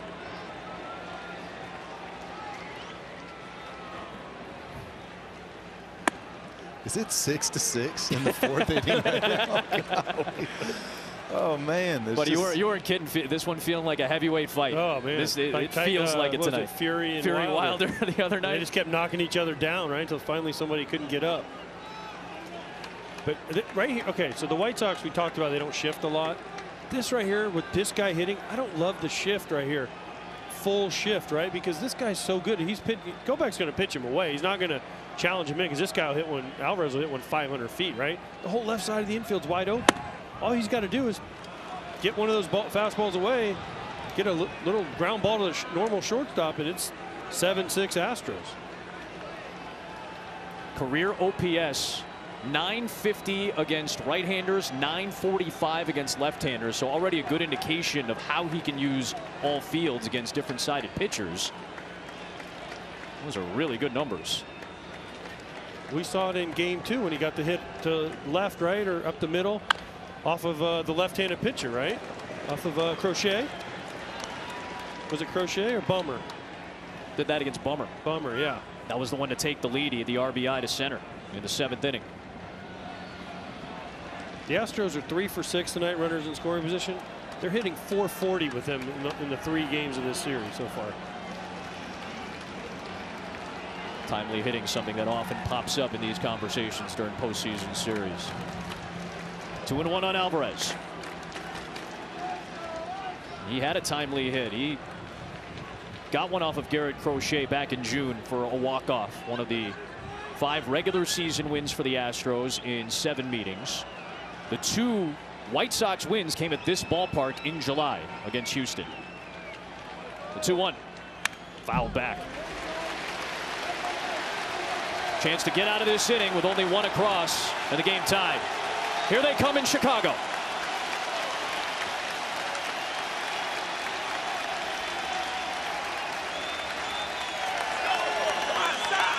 Got to love that crowd trying to get their team out of this big jam right here, get them back in the dugout.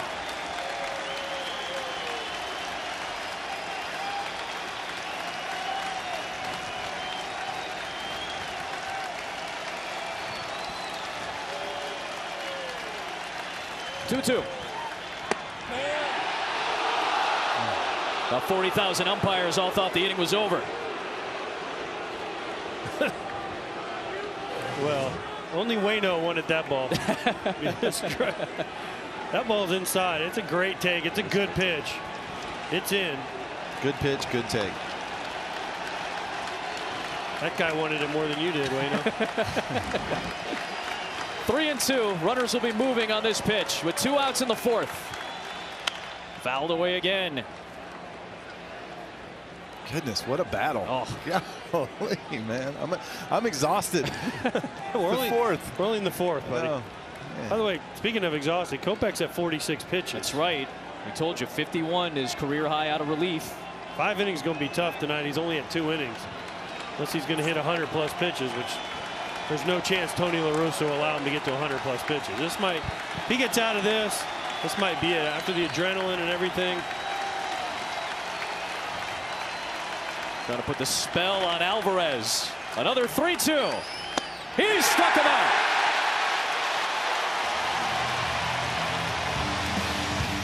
It's been a back and forth 3.5 innings in game 3. Astros come back to tie it.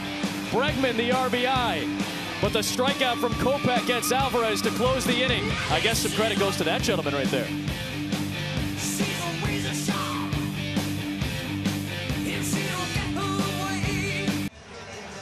47 pitches for Michael Kopech in 2 1/3 innings in relief. Allows the tying run, but limits the damage. It's 6-6 to the bottom of the 4th. Tim Anderson's aggressive, but he'll take here and a strike from Yimi Garcia. 0-1. Anderson a single and a run scored in the bottom of the 1st. Then 5 unanswered, beg your pardon, by Houston. The Sox scored 5 in the 3rd. The Astros scored 1 in the top of the inning.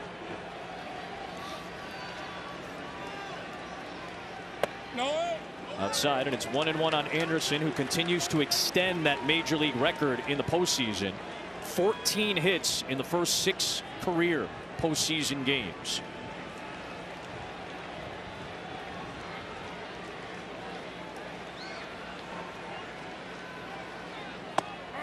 There's a strike near the top of the zone. 1-2 on Tim Anderson. And Zach Greinke, who is shifting to the bullpen for the postseason, at least for this series, is beginning to loosen up. Dusty Baker said if he used Greinke, he would like to use him at the start of a clean inning if possible, to keep him in line with his starting routine. 2-2. Waino, you've started and closed, pitched out of the bullpen. Is there a difference? Does that mean something, starting a clean inning? Why can't you just come in with guys on base and get them out? Well, a guy like Zach Greinke could do it. I really do believe that. I mean, he's pitched in every situation a pitcher will ever pitch in ever, right? Like he's pitched forever. He's probably a future Hall of Famer. He could do it, but it is different. It's different coming in. Broken bat. Garcia flung his glove at it. Correa with a tough play, and Anderson beats it out.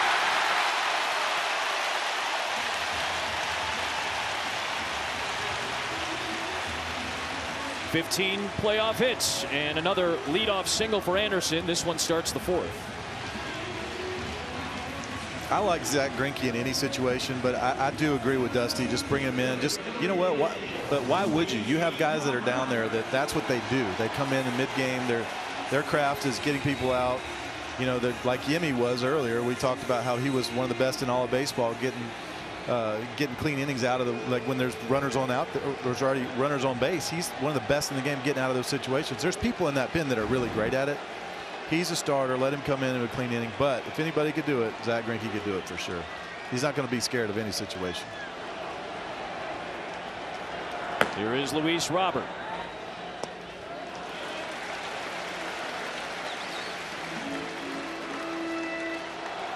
Sox have put the leadoff man on base in 3 of the last 4 innings. First it was Anderson. In the 3rd it was Robert with a walk. He came around on the Grandal 2-run home run. I was just thinking ahead, you know, like let's just say the Astros or the White Sox go 1st and 2nd here, no outs. There's not a whole lot of bunting going on in these games with these 2 lineups, right? So that wouldn't be one reason to bring in Zack, because he's an incredible athlete, a great fielder of his position too. No, that's not a reason. Jose Abreu's not bunting. No, I know Abreu's not bunting. Yasmani Grandal not bunting. Eloy Jimenez not bunting. We're not in the bunting section. Not bunting. Cheats not bunting. Leroy Garcia maybe. Cesar Hernandez maybe. But they never expect it. Might work. Off the fist, rolled past the shift of Altuve, and Anderson's going to go 1st to 3rd. The throw from Tucker's not there.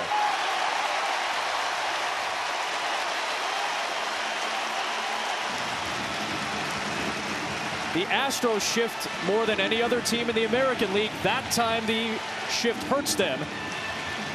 From a pitching perspective, I know the shift probably helps you more than it hurts you. It definitely helps more than it hurts. It probably does for sure. But as a pitcher, the liner that goes past your head, you expect that to be a hit. The one that you get a jam sandwich from somebody and they hit a 47 hopper to second that ends up being a base hit with a guy that's been there for 150 years. Those are the ones that hurt your feelings the most. Whether it makes sense or not. I mean, he made a great pitch, jammed him up big time right there, but he forced it over there and there's nobody there. That's great hitting, but it also hurts the pitcher's feelings. You know, it just hurts you deep. I feel like he did everything possible to try to get an out on that play. Now it's 1st and 3rd, still nobody out, and here is Abreu 0 for 2 tonight. Garcia's looking for a ground ball double play. They'll give up one. The Astros feel like they're going to score some more. They'll gladly give up 1 run for 2 outs right here. That's why the infield's not in. And I wouldn't honestly be surprised to see Luis Robert try and steal a base here. Especially with Abreu up to bat. You get 2 right here, you've really done it. You've really pulled a magic act over. Abreu bouncing ball past Correa. White Sox regain the lead. On his way to 3rd, Robert. He'll take that base. An RBI from Abreu, and it's 7-6. Back and forth we go again.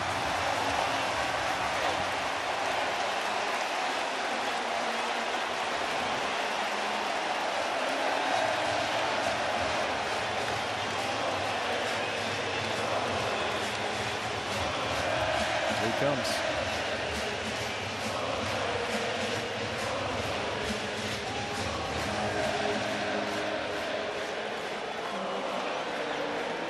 Infield single from Anderson. Robert singled him to 3rd, and the base hit from Abreu drives in the go-ahead run.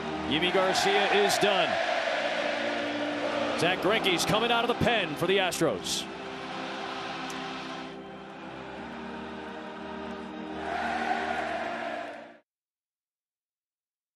At 3rd, Abreu at 1st, nobody out. The go-ahead run is scored in the 4th, and it's called to the bullpen, sponsored by Intuit QuickBooks Live. 19 career postseason appearances for Zack Greinke. 19 starts for the first time in his long and potentially Hall of Fame career. He's going to appear in the postseason as a reliever. 2 weeks before the end of the regular season, while he was nursing a sore neck and coming back from injury, told Dusty Baker, "I'm willing to do whatever it takes in the playoffs." Here he is facing Grandal. And a foul sharply hit off to the left. These two know each other well. I bet Zach's got tons of at-bats off all these guys, which is, you know, good for both sides, right? You know exactly what the hitter's trying to do, but the hitter, again, knows everything you're trying to do too. It comes down to execution. Shift is on for Grandal, who hit the 2-run home run in the 3rd. Bouncing ball to the right side. They're coming home with it. The throw is away from the catcher, Maldonado. Tom Hallion got taken out by Robert. Abreu goes into third. The ball hit the runner. Grandal was inside the line. The throw home hit the runner. It hit his helmet, right?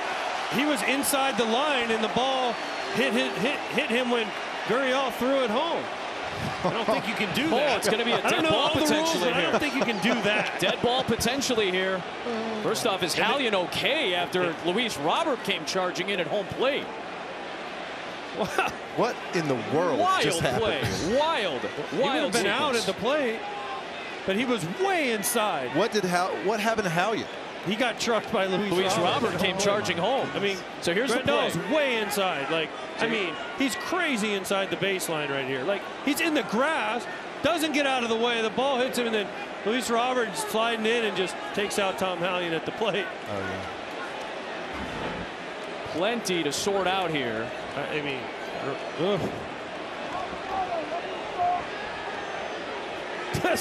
Dusty's reaction, he just got his hands up in the air like, what is going on? This is crazy. Was it just me or the first baseman looked like the glove in the left center field stands at whatever the Giant Stadium's called now too? He's like the biggest glove I've ever seen. Dusty's going to lose it right now. He's going to get the explanation here. He's way inside the line. I mean, he was in the grass. Yeah.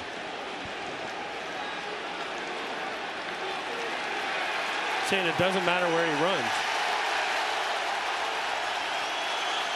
Here's the question though, isn't the 45-foot box, right?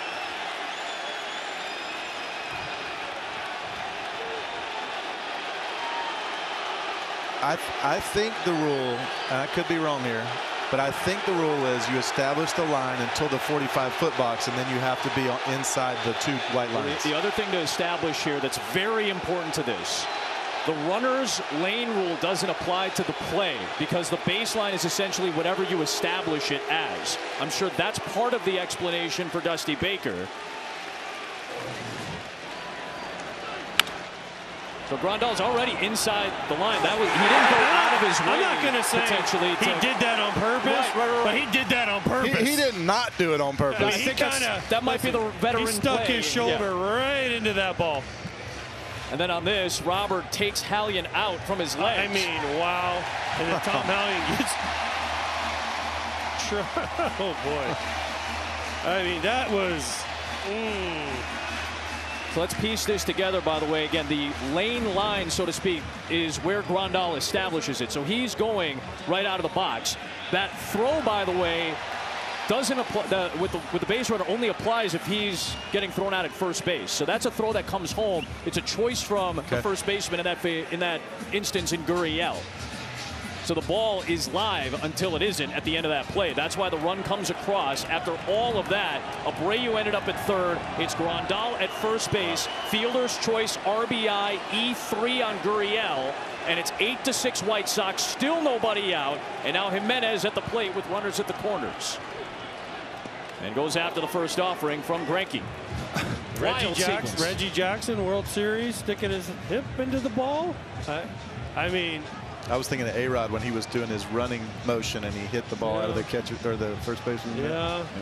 You're thinking of 78, the runner's interference call against Reggie Jackson. Speaking of A-Rod, he also did that against us when we were in Yankee Stadium. Stuck his hip into Reggie Jackson. Jose Contreras and Orlando Hernandez were on the team at the time. He did it off of, I think El Duque was pitching. It was in old Yankee Stadium. El Duque and Jose Contreras said they were going to hit him every time they faced him from that point on, and they did.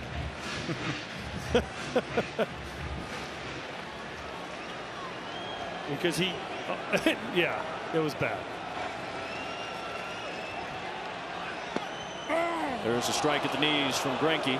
I just got a text that said that is a very AJ Pierzynski play by him right there. I feel like somebody's like maybe game 2 might pop up at some point. All of that being said, though, there's still nobody out. A single, a single, a single. That wild play that ended up as a fielder's choice E3 RBI. And it's first and third, nobody out, 1-2. In the dirt, smothered by Maldonado, 2-2 the count on Eloy Jimenez. The Astros have to, at a minimum, 9-6 to have a chance in this game. you get bigger numbers than you get a 10-6, 11-6. You're starting to think about tomorrow night's matchup. But this is wild. When this game ends tomorrow at 7 o'clock in the afternoon, it is going to be crazy. 2-2 pitch. 3-2. A laborious fourth inning for the Astros staff. Second batter that Greinke's facing. So I was at the Minnesota Twins. We had that play happen right there. Runner to first. End of game. Mike Sweeney was the first baseman. Corey Koski hit it. I was on deck. He was running down the line. Mike Sweeney hit Corey Koski right in the chest. Game over. We win. We're celebrating. They're stretchering off Koski. 3-2. Little roller up the line. It's a fair ball. Gloved by the third baseman Bregman. Not in time. Run scores. It's 9-6 White Sox.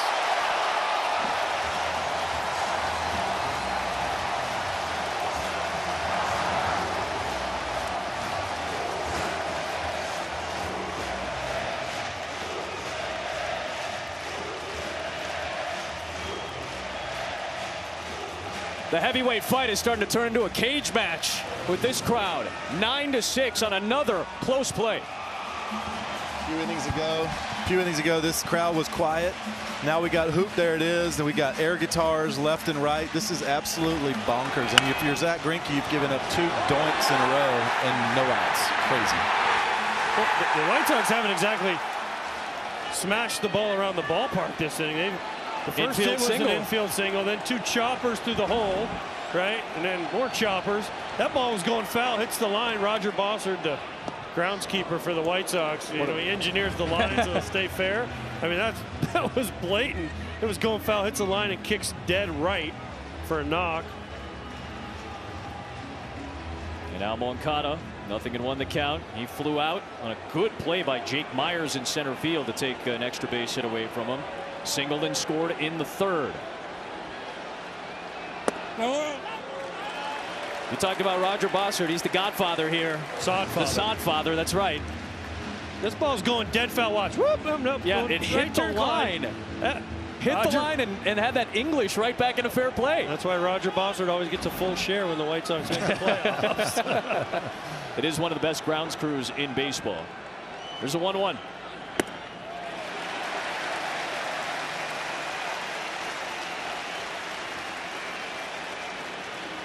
The White Sox 3 for 19 in the first 2 games with runners in scoring position. They only scored 5 runs in the first 2 games of this series. They scored 5 runs alone in the third, 3 more in the fourth to make it a 9-6 lead.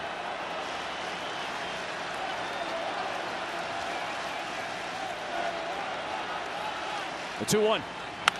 2-2.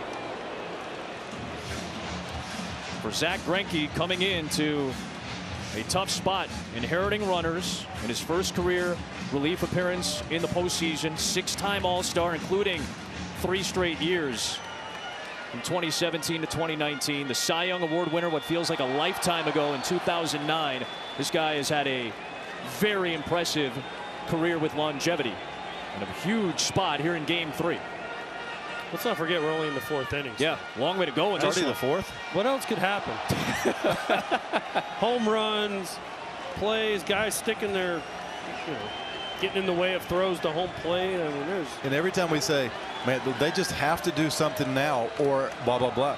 They do something crazy, but the other team comes right back. Yeah. So Greinke gets Moncada to chase, and the first out of this 4th inning comes on the 6th batter of the frame. I'm such a Greinke fan. I'm such a Zach Greinke fan because I know how hard it is to pitch as long as he has without any injury, like without any setback. I mean, the guy's never missed any time except for the whatever he had this year a little bit, but he's been such a horse for so long.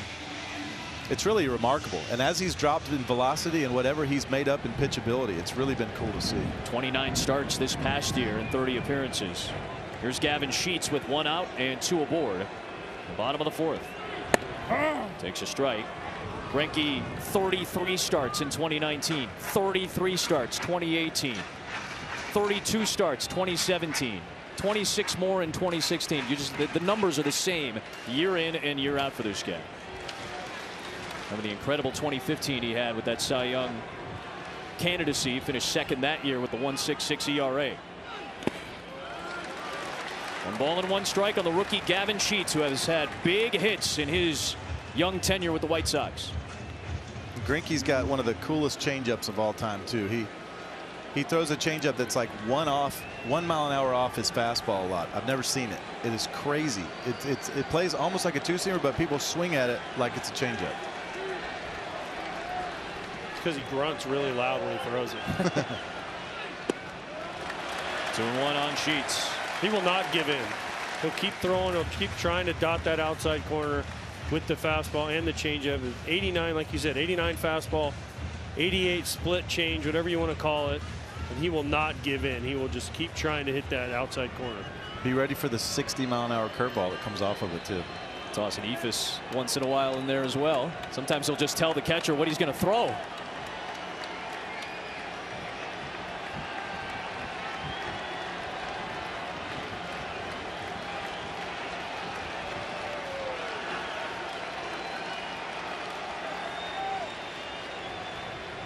Two on, 1 out in the fourth, and a 2-1 to Sheets.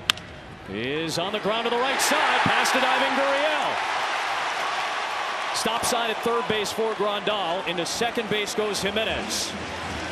A single for Sheets, and the bases are loaded with only 1 out as the rally continues. That'll bring up Leury Garcia, who had the game-changing home run back in the 3rd inning, a go-ahead 3-run blast off of Luis Garcia. Oh, Yimi Garcia, beg your pardon. You see that? A 436-foot home run in this divisional series. Every Moonblast home run over 425 feet. FTX is donating $10,000 to charity. The White Sox still haven't hit a ball hard this inning. Okay, so the 4 singles they've hit, the 4 singles, 73 miles an hour off the bat, 72 miles an hour. You had the 109-mile-an-hour shot, and then 60 miles an hour from Jimenez. That's it. Wait, which one was 109? On the ground to first, Gurriel's got it. Force it home. They get the out there on the lead runner, Grandal. That's the 2nd out of the inning. And on the fielder's choice. Huge second out for Greinke. Just look what he's doing. He came in this game and he's got nothing but choppers through the infield this entire time. Doinkers that are finding line. Guys are running into balls with their shoulder. I mean, he is pitching his tail off right now. Garcia should have learned from Grandal and ran right at. Why can't you run right at the first baseman? He established his line right at the first baseman, right? That's what I'm saying. Run right. That's what, I told you to teach your outfielders to knock balls over the fence. I'm just thinking. Teach the base runners to run guys, right. AJ's just going to write a book on the new. Like you're the new Moneyball. This is going to be where we go from here on. We'll never make it out. I still contest that. He sets his line, but he has to kick straight towards the base. And he had a little veer in there. He did. Cesar Hernandez will. What do you mean he has? Look at a strike. What do you mean he has to go? If he's running in the grass, he ain't going towards the base. Well, where he started, and then he's running towards the base, which I agree with. He was way inside the line, but he had a little bow in that line. I think what Wayno's saying is that he veered almost into the grass to start, and that led to what you talked about with Grandal kind of staying in the line and maybe taking that throw into the shoulder and maybe having a little bit of awareness. Just run right at the first base. Well, he's also probably 10 more feet off the line that time. I think. I'm just saying. These rules are getting confusing up here, buddy. Whatever it takes. By the way, the 109-mile-an-hour shot was the Abreu base hit. Yeah, but it was 109 miles straight into the ground. Yeah. Yep, you're right. Oh, there's a whole city down there in Texas somewhere that is pretty up in arms about what's happened a couple minutes ago. Sure. No out. Feels like Wayno may have had an experience or two at some point. Ball and a strike on Hernandez.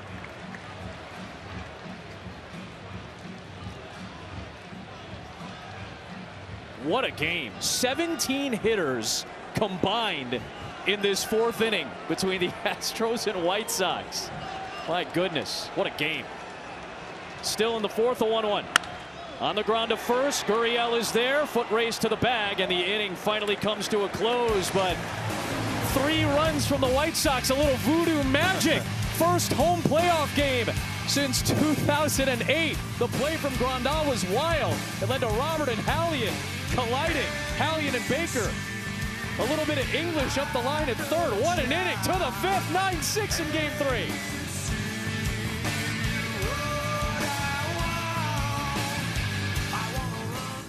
Finishes up 2 2/3 innings of relief for the 2 1/3 inning of relief for the White Sox, and goes 47 pitches. Ryan Tepera had a quick outing, pitched a 5-pitch sixth in game 2 against Tucker, McCormick, and then got a double play from Maldonado.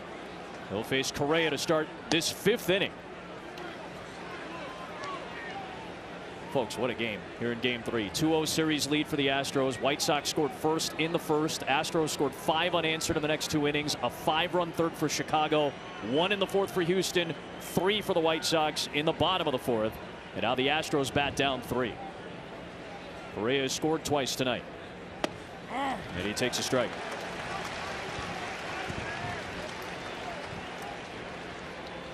Seen this guy come in some really tough situations in Chicago across the other side, the north side, and get a lot of really good outs. This is a very, very good pitcher right here. Traded from the Cubs in late July. 1-2 on Correa. Well, he's a little bit different than most relievers. He's more of a multi-pitch guy, right? He's a pitchable guy. He's got more than 2 pitches. He's got a cutter, slider, curveball, changeup. He can throw all the pitches, right? So it's a little bit of a different look than most bullpen guys are used to seeing. 4th playoff trip for Tepera. Correa goes the other way. Garcia was playing deep. He comes on for the out. 1 away in the 5th.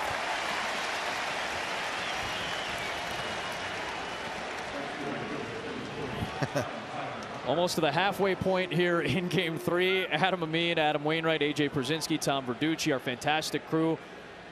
I know you've been through playoff games like this, guys, where it's back and forth. It's a slugfest. It's going to be a long night. Give me a quick sense of where you guys are at, AJ. I'm in shock of everything I've seen. We're only 4 innings, 4 1/3 innings now, and we've seen big hits. We've seen mistakes. We've seen crazy plays. We've seen crazy bounces. It's what a game. Yeah. One of the things I love about baseball is that you could play it your whole life. You could be in the game for a really long time, think you've seen everything, and every day you show up, not every day, but a lot of days you show up and go, I've never seen that, and that happened today. There's Tucker, who's had a huge series. First pitch to the first baseman, Abreu. Just as it was in game 2, real quick to get the first 2 outs for Tepera out of the pen. Well, they've set the bar, I mean, for wackiness. I mean, you know, it's only halfway over, not even. Yeah. Let's double this. I want to see something crazier happen. And, I mean, you know, this is one of my debuts in the booth. You know, I got to do it last year with y'all, but I'm not a seasoned vet at this. Might as well make it as interesting as possible. Hey, man, they're coming through. Sure thing. That's how it is sometimes. And the old adage is, you think you've seen everything in baseball, and then you come to the ballpark and you see something new every day, and that's been the case here tonight.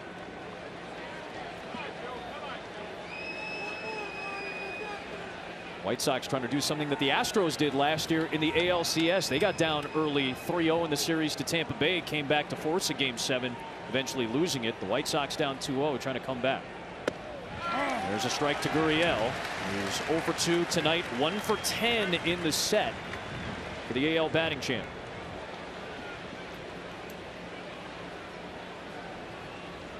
Gurriel, 37 years of age, winning his first batting title. What a season he had.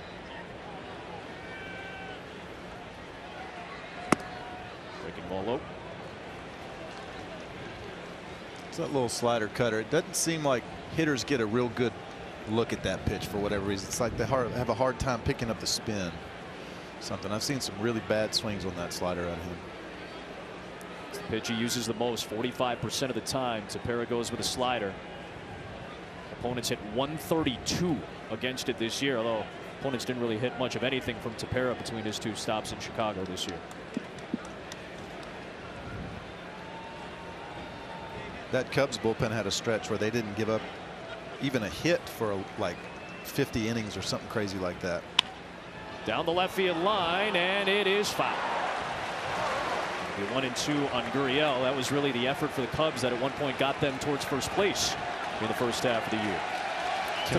Kimbrel had a 0, I think, against everybody, and then Tepera had a 1, and there was a couple other guys in that mix too. Tepera looking for a 1-2-3 fifth.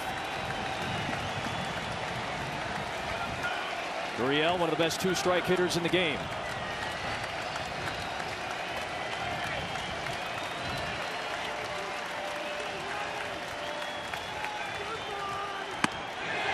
Trying to get him to chase. Appeal down to first. No swing, says Vic Carapazza. 2-2 the count on Yuli Gurriel.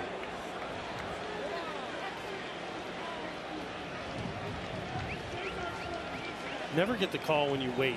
If you don't get the strike right away, you never get the call when they appeal late.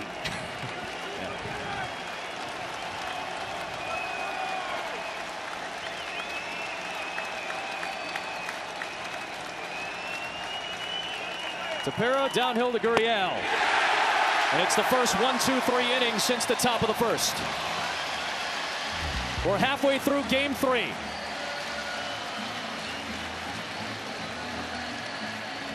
Boring.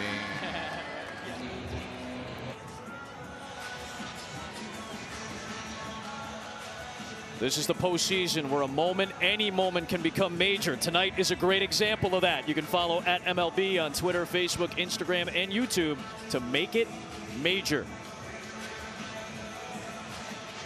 9-6, White Sox on top. And Christian Javier checks in at the top of this inning. 36 appearances in the regular season. Great strikeout numbers for a guy who started and came out of the bullpen as the year went on. Javier 4-1 this season. Made 9 starts of his 36 appearances. He faces Tim Anderson, who's got 2 singles tonight, including an infield knock that started that 4th inning. There's a strike, and it's 1-1. Javier, fastball, slider, curveball, mixes in a changeup, mainly fastball, slider, though. Needs strikes, needs innings. Somebody's got to give Dusty Baker some sort of length in this game. How many more people are down there? Came in with 8 in the bullpen. Obviously, the off day on Saturday. Well, they've used Garcia, Greinke, and Javier already out of the pen. The only question mark was maybe Kendall Graveman, because he had pitched each of the first 2 games of this series, and both outings were a little lengthier.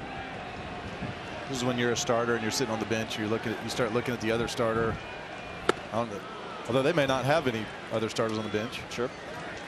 But it's where you look at the other starter and you go, do I need to go put my spikes on? Like, what do you think? You start asking, you start polling the audience about it.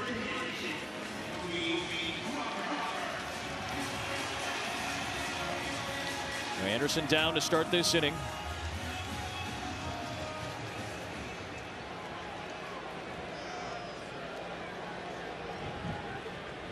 Roberts singled to back up Anderson in the 4th. Javier comes home. Christian Javier, 24 years old, from Santo Domingo in the Dominican. Made his major league debut at the start of the shortened season last year. Made his postseason debut in the wild card series against Minnesota a season ago. Finished 3rd in the voting for AL Rookie of the Year behind Luis Robert, the man at the plate, and of course the winner from Seattle, Kyle Lewis. 0-2 the count. I wonder what the best ballpark food here at this park is. I will say this is a very high level ballpark food joint. So if you're looking for something, I feel like America would love to see you eat something on camera. We had a great Chicago dog earlier. I had to teach you what a Chicago dog was today. You named all the ingredients. I think my mom and dad would be very proud that I was able to rattle off the old menu from our restaurant. Give it to us real quick. Celery salt, sport peppers, tomato, pickle, sweet green relish. You have to have mustard on it. You're not allowed to put ketchup on that particular dog. You can put ketchup on hot dogs in Chicago. Nobody's against that. But you can't put it on a Chicago-style hot dog and call it a Chicago-style hot dog. It's that simple. There you have it. I think we narrowed it out. But the ice cream helmet is the most popular item here. Ice cream helmet. The helmet nachos are very popular, and AJ's right. The ice cream helmet. I'm thinking savory more than I'm thinking sweet right now. Maybe it's nachos for you then. Maybe it's the nacho helmet. There it is. That's the ice cream helmet right there. We could split one of those, Wayno. 1-2 on Robert. Down split a helmet. We've got 4 more innings. We got a long way to go, boys. What are we going to eat for breakfast? When this game's over, you mean? I hope it is. I hope it's just legendary. It's already legendary. Been a fun night in a back and forth game. 9-6 bottom 5. 2-2 to Robert. Breaking ball lifted down the line and foul. We had a wild game over in Boston tonight. The postseason continues with a full day tomorrow. Brewers and Braves are tied at 1 in the series. That's on TBS. If we need a game 4 in this series, it'll be at 3 Eastern tomorrow on FS1. Rays and Red Sox back on FS1 tomorrow night, with the Red Sox 1 step away from the ALCS, and then a 1-1 series out west as the scene shifts to Chavez Ravine for Giants-Dodgers. Big cut from Robert and Javier with back-to-back big strikeouts to start this bottom of the 5th inning. He's looking for a shutdown frame. Fried, Urias, Vasquez, some of the postseason headliners. Fried has been one of the best pitchers in baseball over the last month plus. Urias getting the key win in game 2. And tonight in that wild game that went to the 13th inning, Christian Vasquez with the walk-off home run to give Boston the series lead.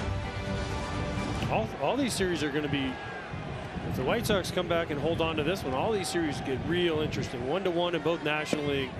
The Rays, the best team all year in the American League, on the brink of elimination in Fenway. White Sox have been the best team at home all year. They win tonight. They got a chance to get this series back to Houston. The Braves going home 1-1. Dodgers going home 1-1 with Scherzer on the mound. Just awesome.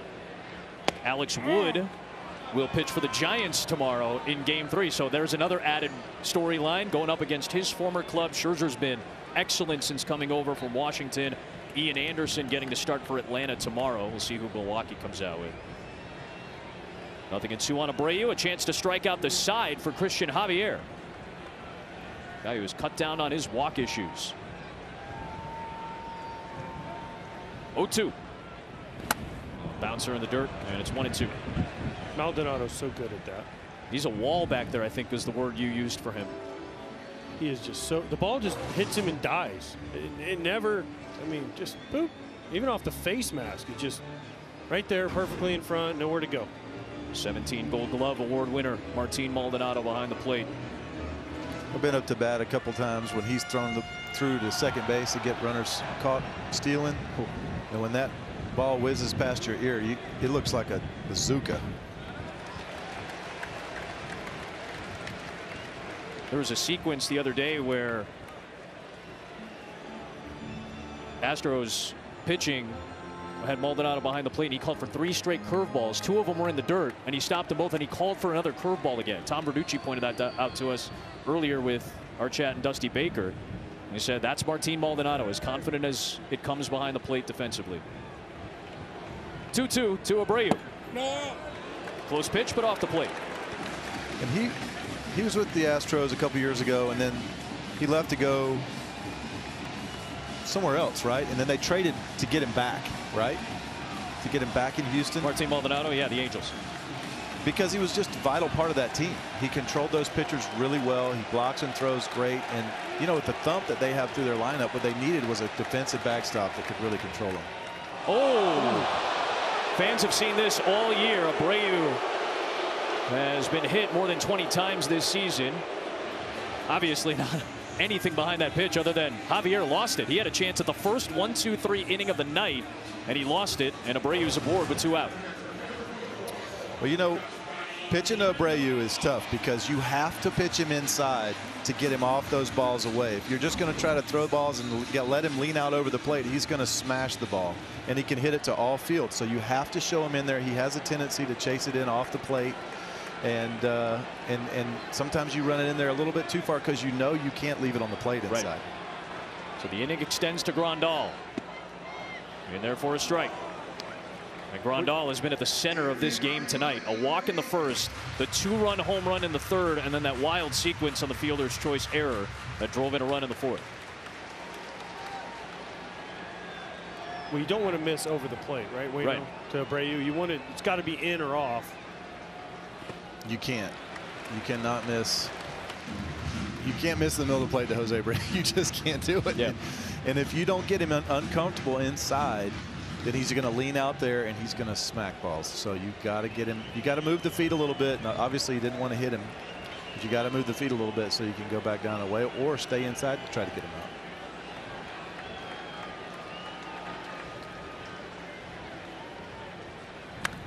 back, and it's 1-2.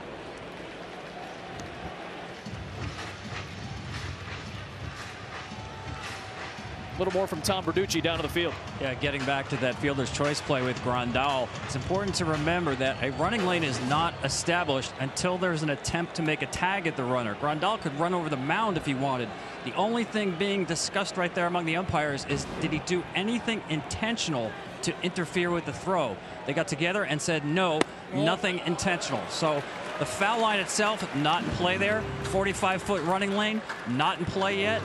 And there's not a baseline established until a tag attempt is made. So the umpires decided perfectly legal by Grandal.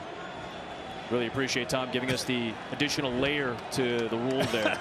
As somebody that's been in the middle of some controversial plays in their Oh, really? career, You don't say. the only thing intentional was he didn't get out of the way. So again, the next time you can run wherever you like. You can run right. You can to run at the third mound technically if you wanted to. Essentially. yeah, and you're not out. So there's all kinds of new things I'm learning. Wayne, I might make a comeback to cause chaos. Again, I'm wondering what that book is going to be like. AJ is going to put this together and change baseball for the next 25 years. But you know, every sport, people watch golf and play golf their whole life. There's plays that happen, and there's lies you get in on the golf course where, you know, even Tiger Woods is calling the rules official over there and saying, "Hey, what do you think, man? Like, what can I never do seen here? this before. Yeah. What do I do here?" I mean, that's the great thing about sports. Just one of the wild plays we've seen in this game tonight. I do think that his giant tricep was potentially in the way. Grandal's a strong man. No catcher for the White Sox would ever put themselves in a position to do something controversial. Not at all, AJ. Jimenez on deck, 3-2 the count.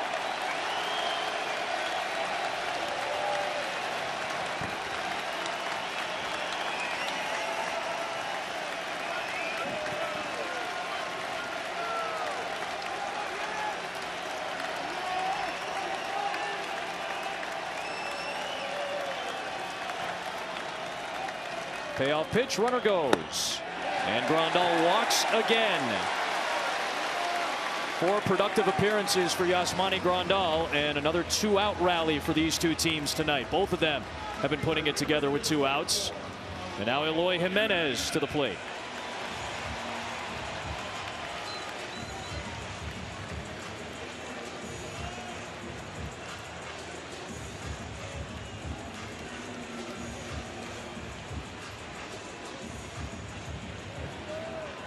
Two for 3 tonight.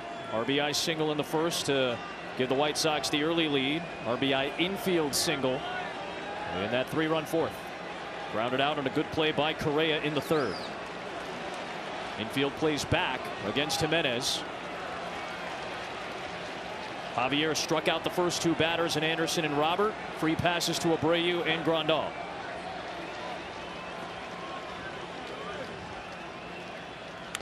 Jimenez foul tips it. He has swung at every first pitch tonight. They've tried mixing it up on him. They've thrown him a lot of breaking balls first pitch. He just came out aggressive tonight and got a huge hit in the first inning to drive in the first run for the White Sox because he was aggressive. He got a first pitch slider, then he got another slider and laced it up the middle. Punches that one foul, and it's 0-2. Another chance for Javier to get out of this inning with no damage done. And like Waino said, a lot of times pitchers throw a good pitch, slider, and then they try to do it again, make it better, and they hang it. And that's just what happened to Javier. He threw him a good slider, foul tip, then he hung one. He's lucky that Jimenez didn't hit that about 500 feet.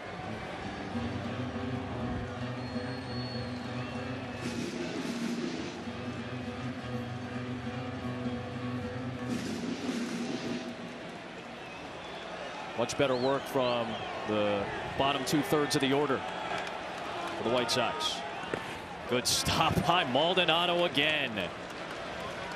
Abreu stays at second, the lead runner. 35 years old. Drafted in 2004 by Anaheim. He muscled his way through the minors. 7 years in the minor leagues for Martin Maldonado before he finally made his major league debut with the Milwaukee Brewers. Went to the Angels in 2017, won that Gold Glove. traded to Houston in July of 18, replaced Salvador Perez in Kansas City a couple of years ago when he was hurt, traded to Chicago for the Cubs, and then went back to Houston because they wanted him. And another strikeout. It's a 3-strikeout frame for Javier. He leaves a couple men stranded. To the 6th we go in Game 3.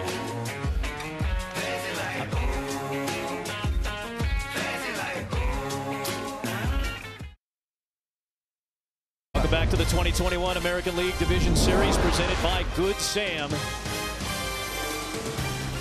White Sox trying to avoid the sweep. The Astros impressive through the first 2 games of this series. Outscore the White Sox 15-5, 9-6 in a back-and-forth game tonight. As we head to the 6th, it'll be 8-9-1 in the Astros order. Jake Myers is 1 for 2 with an RBI and a stolen base tonight. He'll face Ryan Tepera, who goes into his 2nd inning of relief after a 1-2-3 fifth. And their first strike to start. So 22 appearances with the White Sox during the regular season. Tepera did not throw multiple innings, did it 8 times in 43 appearances with the Cubs earlier this year. Playoffs. Yep. Everybody has to do something they're not used to doing in order to get to the point you want to get to.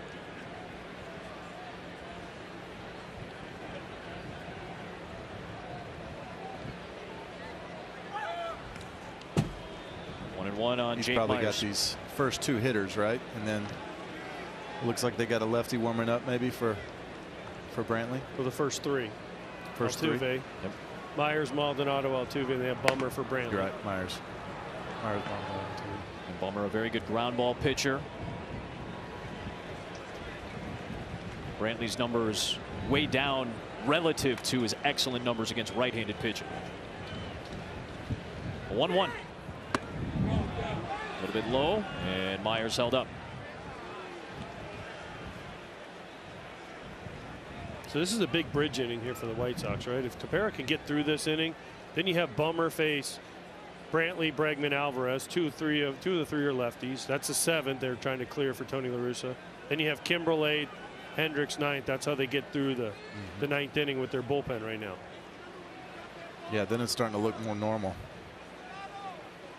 Big cut from Myers, 2-2. It really does feel like managers, when they get to this part of the season, they're just trying to keep it on the tracks. And the tracks is starter to the 5th or 6th, bridge me to the 7th, and usually 7, 8, 9 is lined up on the back end. That's what both managers were hoping for tonight. La Russa more on track for that right now. They both kind of went off the track. Yeah, they did early. But Kopech settled things down. Tepera came in, did a nice job last inning. Cease went an inning and 2/3. Garcia for Houston went 2 2/3. 2-2. Myers deep to left. Jimenez in the park, though, is there. 1 away. He did not miss that by much. Just off the end, just enough.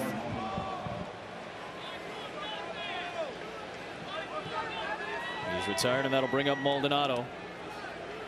Get Eloy with the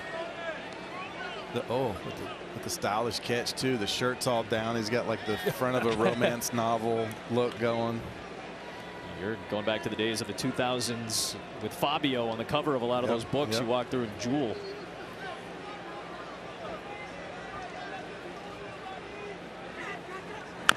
Maldonado swings at the first pitch.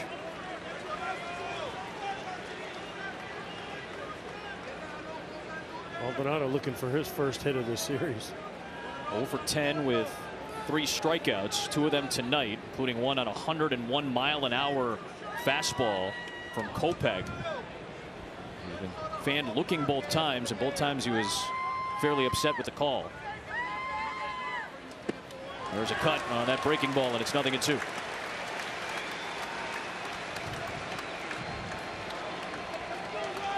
Altuve's on deck, back at the top of the Houston order. A good fastball down the way, set that pitch up right there. Looked exactly the same coming out of the hand. Breaks right off the same plane, right into the dirt. It's a sneaky pitch.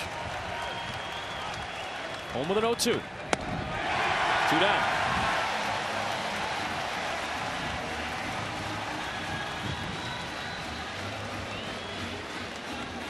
Second strikeout for Tepera. It's 5 up and 5 down against him out of the bullpen so far. Really good slider. Like you said, set up by the first pitch of the at-bat. Starts as a strike, finishes as a ball. Maldonado cannot lay off.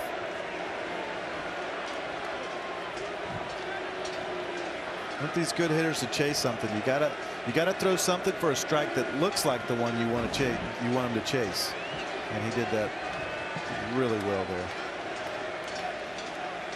A couple of walks for Altuve, including one in the fourth where he scored the lone Astros run at the time that gave him the lead.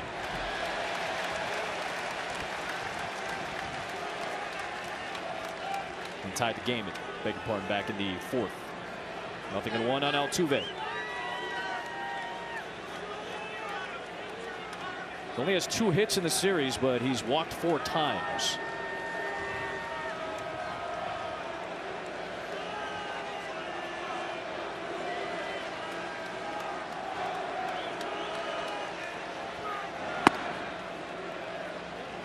If Tepera gets through this inning, gets us out right here, he deserves some mention for most valuable player for the White Sox. If he goes 2 scoreless, settled everything down. I mean, this place was going crazy. Waino's head was about to explode from all the things happening. I mean, Tepera comes in and just calmed everything down. He did. At the top of the zone for strike 2. A chance for another 1-2-3 inning out of the pen for Tepera. 2 outs, 3-run game in the 6th.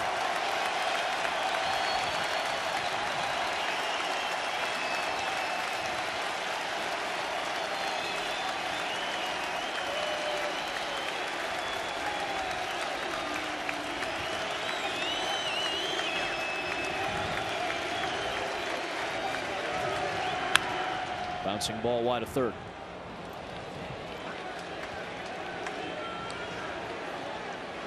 It's a good spoil right there by Altuve. It's just a perfectly executed pitch and great hitting right there to spoil the pitch and get him another one right here.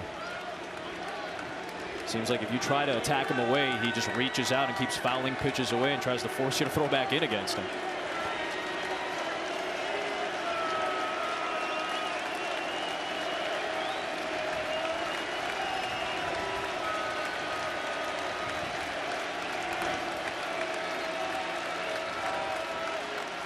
One, 2.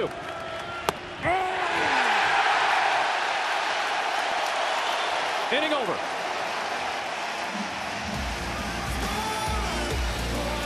Game 3 rolls on to the bottom of the 6th.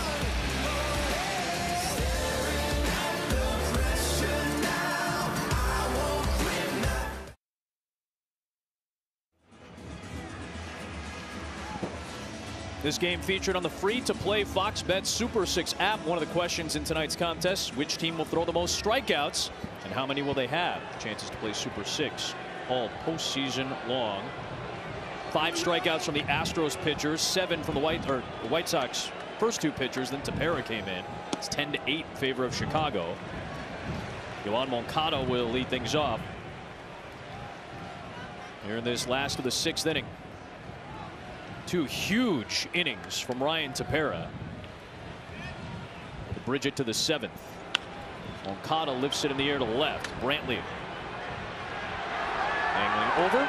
He's played here a bunch when he was with the Indians. Knows this park pretty well. 1 down. If you ever want to see if you know the wind's blowing or something's happening, Michael Brantley, the way he went after that ball went up. He came in and then he realized, oh, the wind's blowing out to left.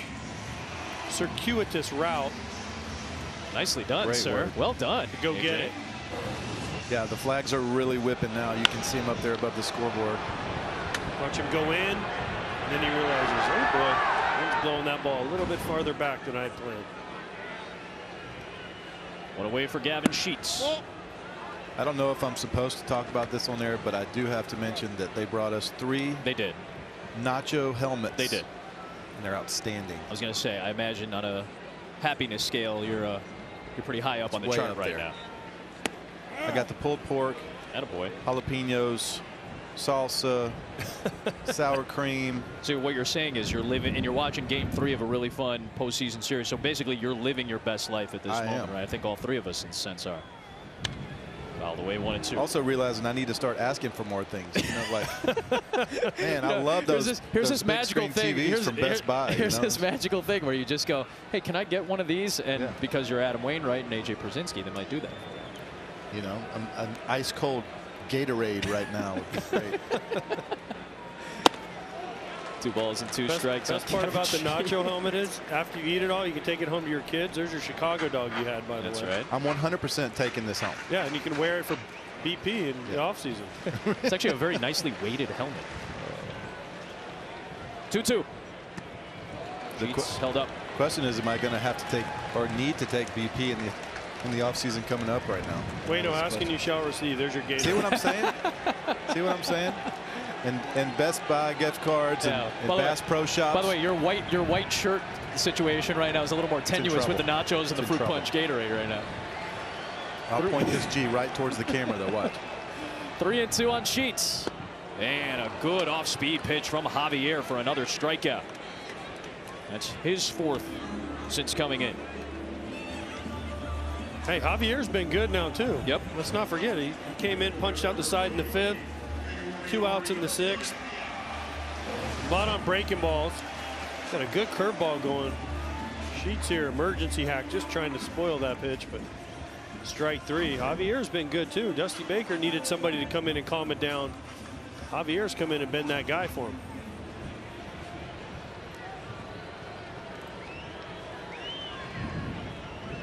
Here's Leury Garcia. A 3-run home run in the 3rd. And at the time gave the White Sox the lead in a 5-run 3rd frame. Astros tied it in the 4th. White Sox scored 3 in the bottom of the 4th. Zeros for the last 3 half innings.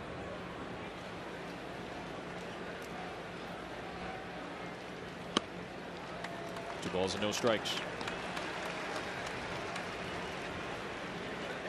See Javier working out of the bullpen. He went to the bullpen in late May. At the time, James Click, the general manager, said this is the best option for Javier. This is the way he can help us long term for the rest of this season. But long term going forward, they still view Javier as a starter. But you have to have guys like that this time of year that can give you length on a night like tonight where Luis Garcia went 2 2/3. Dylan Cease went 1 2/3. Both starters needed some backup tonight, and that's been the case on both sides. 2-1 to Garcia.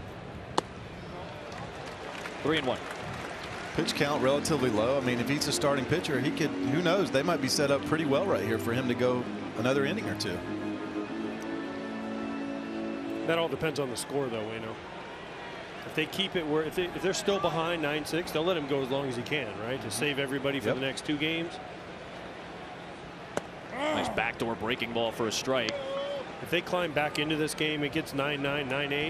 You see some of the big guns for Dusty Baker coming in.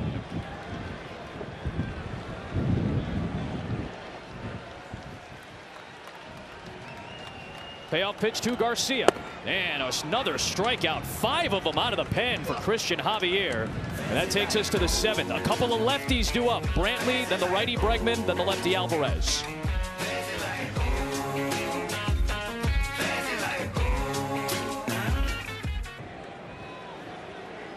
Follow all the action of the postseason with the MLB app. From real-time tracking of every pitch to in-depth analysis of the games. You can download the app today to make this postseason major.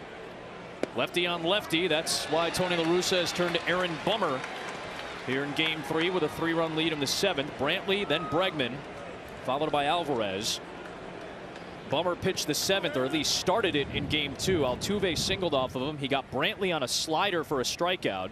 Bregman singled, and then Alvarez singled home the go-ahead run in that Astros rally in the 7th inning where they scored 5 in Game 2. And quickly, Bummer has Brantley where he wants him, ahead of the count, 0-2. Bummer was tagged with 3 runs in that inning in Game 2 after Correa came up and had that scorching extra base knock to right. It was a tough play for Garcia.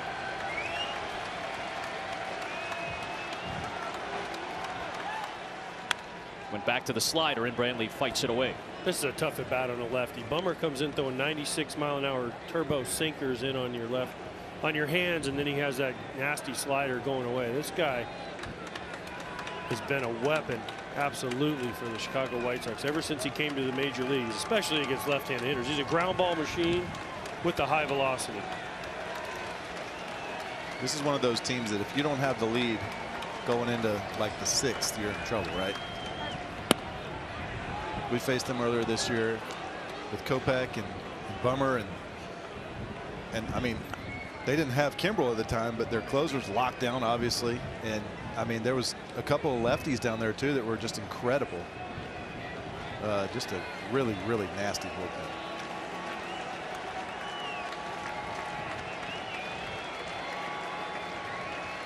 One-two.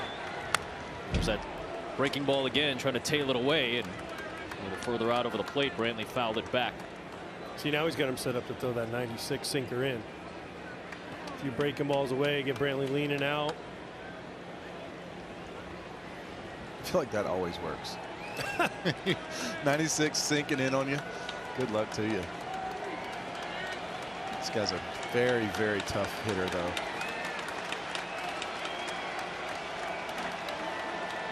Bummer to Brantley, 1-2. Got him on that pitch, tailing away, just as he did in game 2. He gets him here in game 3 for the first out of inning 7. Last 2 pitches, you guys were talking about it from Bummer to Brantley. Well, these are just filthy sliders. That's a hanger. That's the one, if you're Brantley, you're like, oh, that's the one I needed to hit, because the next one breaks about 4 feet away from you. You have no chance. So that's how hard hitting is. So yeah, it is, because you know he throws 96 up in on your hands, and then he throws nasty sliders down and away, and you're thinking, all right, is it going to be in or is it going to be away? And then he misses in the middle, and you're like, shoot. There's Bregman pulling one foul. That was sharply hit. On front, it's 0-1 on Bregman, who's got a couple of hits tonight. An infield single off the glove of Michael Kopech in the 3rd, and then an RBI single in the 4th.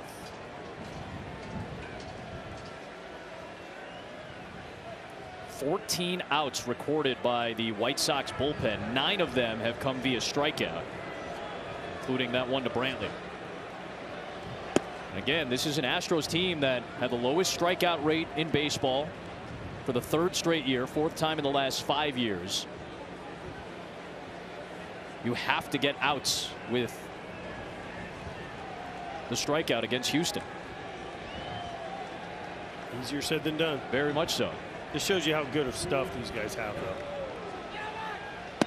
Whether it's Kopech, Tepera, Bummer, Kimbrel when he comes in, Hendricks when he comes in. I mean, these guys are 95 plus, all of them, with good breaking balls, command, usually. 2 balls and a strike on Bregman. He's had big moments in his postseason career with the Astros. 11 home runs in the playoffs for Bregman.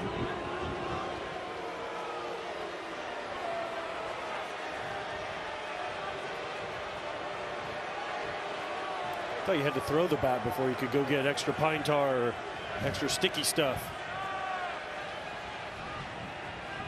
I get a better grip on it. Not allowed to say that anymore in baseball. You can't say sticky stuff. Yeah, sticky stuff, better grip. That's a fair point. That's what you need right there. Well, I mean, Jose Abreu's helmet that probably has a little bit of it too. That takes too long, though. Yeah, go with the spray. More efficient. Abreu's helmet's been seasoned. It looks like a. It looks like when you order. Cast iron pan. I was gonna say you ordered a steak and got the topping on top of it, a peppercorn crust or something. You got me into a food mode as soon as you brought the nachos into this thing. I'll do that to you. You hang out with me, I'll get you talking about food real quick usually.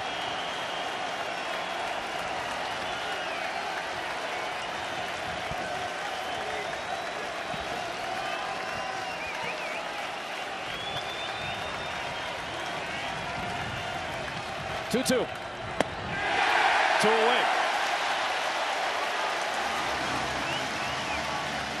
A filthy breaking ball. It almost looked like it was going to be a hanger, and then it just dropped out of the total bottom just dropped off of it right here. Just wham. Good pitch.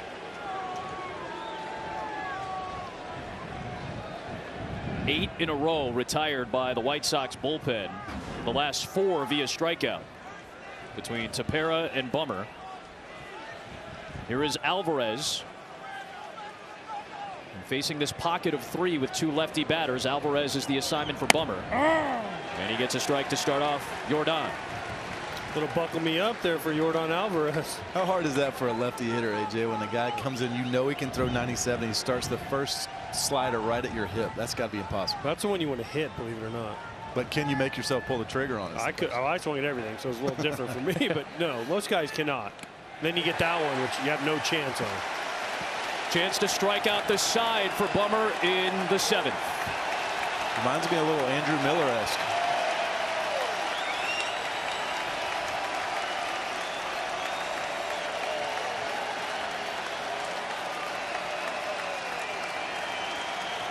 The fastball slider combo, very, very Andrew Miller-esque.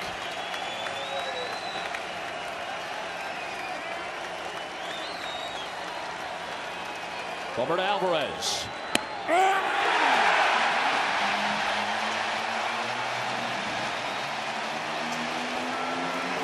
Stretch time in game 3.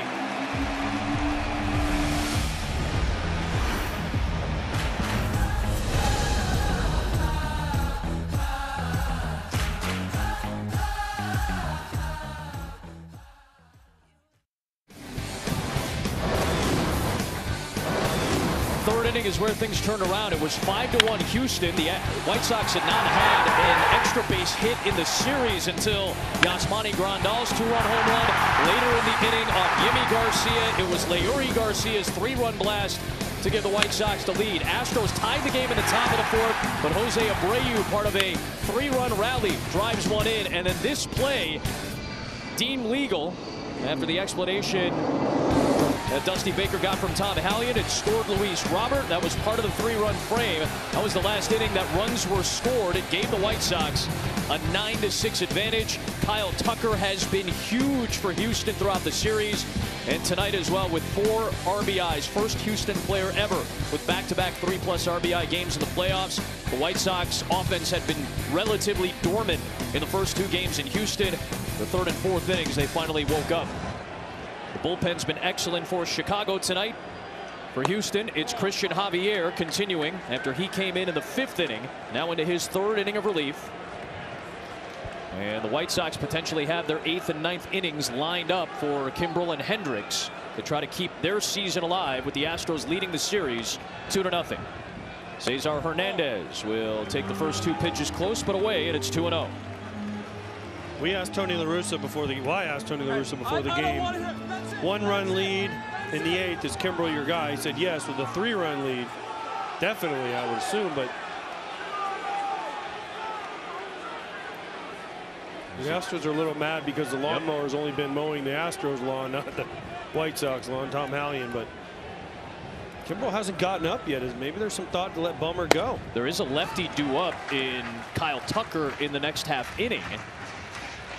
And obviously Tucker has been a thorn in the side of the White Sox pitching staff, although Tucker is a pretty decent power hitter against lefties as well. 3-0 in there for a strike to Cesar Hernandez. Javier, another name, if the Astros end up winning this series, is going to be in the talks for most valuable players for today's game anyways, because he's absolutely been huge for them today, holding this down right here. Into his 3rd inning of relief. Left 2 batters stranded in the 5th. Struck out a pair of batters in the 6th. You see Kimbrel now grabbing the hat. If there's any thought from La Russa to let Bummer try and get Tucker out. He'd have to face Correa obviously too. Tucker, he's only threw 14 pitches right his inning, so I wonder if there's any thought to let him get those 2 and then bring Hendricks in to try to get the last 4 out. And of course, that may change if the White Sox add on in this 7th inning against Javier. A leadoff walk from the 9-hitter Hernandez. 5 of the 7 leadoff walks in this series have scored. As Waino shivers hearing that stat. Leadoff walks and 2 out walks. There's something about 1 out walks, nobody scores. Just I don't know, weird things happen like that, but no outwalks and 2 outwalks. It's like a man. Well, it just changes the complexion of your approach. I would imagine you're trying to get the final out, or at least try to get off to a good start in an inning. And this throws you off track. Back to the top, and Tim Anderson, who's 2 for 4 tonight.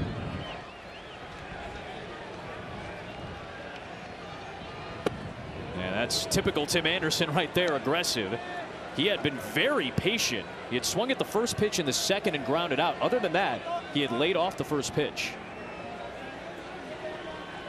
That's not like him. That is not like him. I mean, you know it. He goes after the first one. If you give him one, he's going after the first one. He was getting trigger happy. He was getting itchy.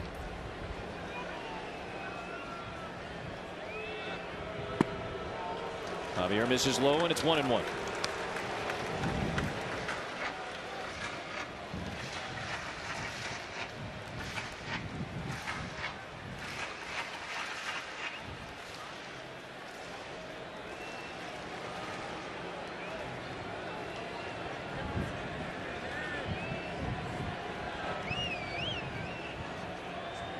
Check to first.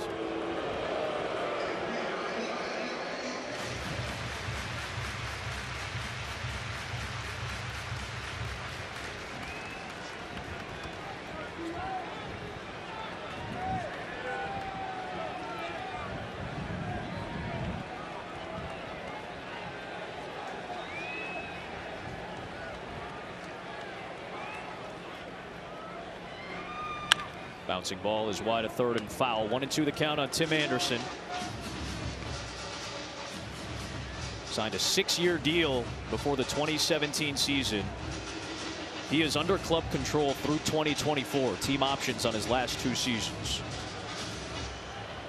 Batting champion already. An improved defender. Obviously has improved as a power hitter. Jose Abreu agrees. You really can't see the pine tar on that helmet for Abreu. I mean, it reminds me of a well-seasoned cast iron paint. Sure. It just looks. It's got that seasoned look about it. He's almost trying to hide the front of it now. They used to make you take that off. Remember, the clubhouse guys used to have to come and make sure you could see the logo. Right.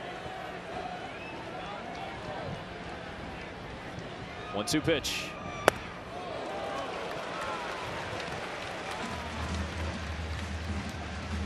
I love that little back and forth right there. You got a tough pitch up and in, which I was a big fan of, and then Anderson looks out there and goes, "You didn't get me off that plate." I see what you're trying to do. I love that.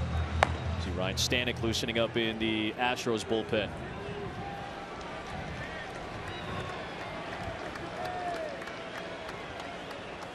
Christian Javier with a 2-2. Up and in on Anderson, and the count runs full. Stanek's up because Dusty senses Javier might be getting a little bit tired here. 54 pitches. Walked Hernandez. The ball's come up, right? The first 2 innings he was down. He really pinpointed his breaking ball. Ball started coming up and in, like you said, Wayno. It's usually a first sign that a guy's getting a little fatigued.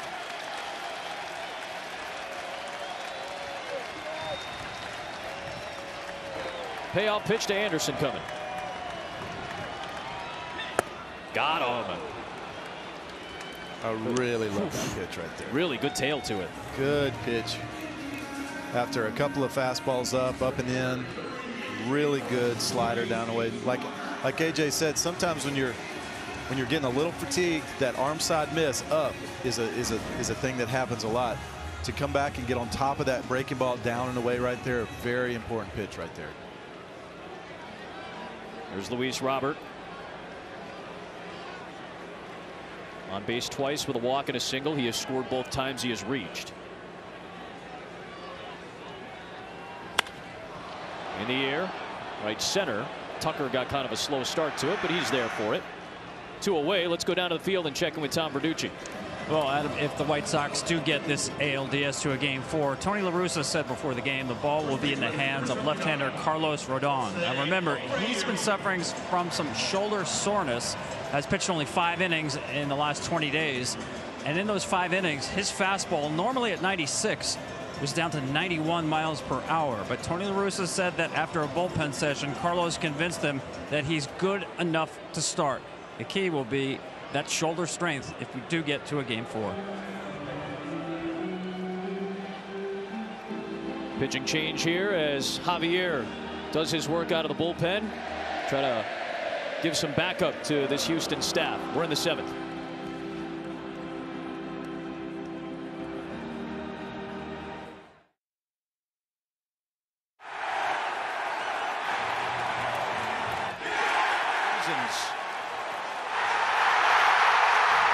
First time reaching back-to-back postseasons for the Chicago White Sox franchise in an expanded playoff last year and winning the Central Division this year. First home playoff game in 13 years. Down 2-0 in the series. They've had more to cheer about tonight. Ryan Stanek got the win in Game 2. Just 17 pitches on Friday. He'll face Jose Abreu here with 2 outs and a man aboard in the bottom of the 7th inning. Well, Stanek fastball, changeup, slider. Really mostly fastball, changeup. We'll throw some sliders more to right-handed hitters. He started Abreu with one right there.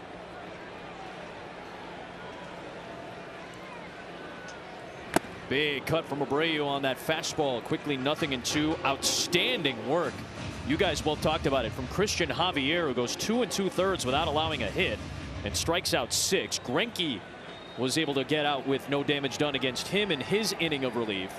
And now Stanek trying to back it up. He's responsible, Javier is, for Hernandez on the leadoff walk. Struck out Anderson and got Robert to fly out. And now Stanek trying to put away Abreu.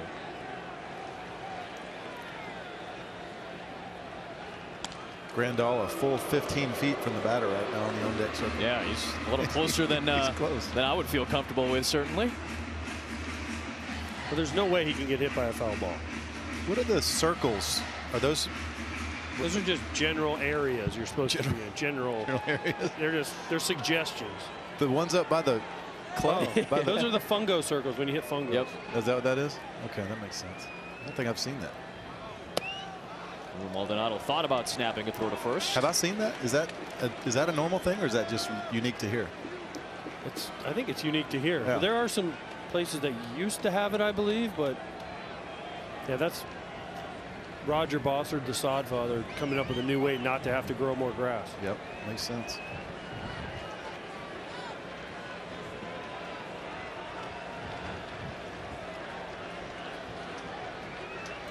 Abreu 0 for 3 with 2 strikeouts against Stanek in his career. The 1-2 coming. 2-2.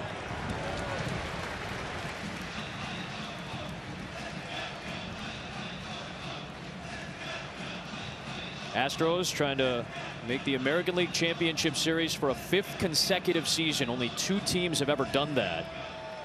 The A's went to 5 straight in the 1970s. The Braves, of course, had their impressive run in the 90s.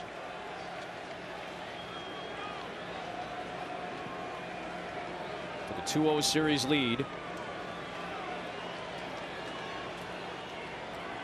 Game 3 back here in Chicago. Game 4 tomorrow afternoon if necessary.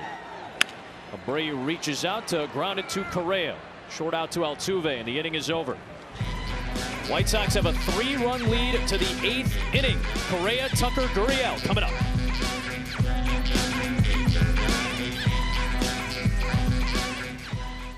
The slider to Brantley. The slider to Bregman. The fastball to Alvarez. Aaron Bummer struck out the side in the 7th, and Tony La Russa sticks with him here in the 8th.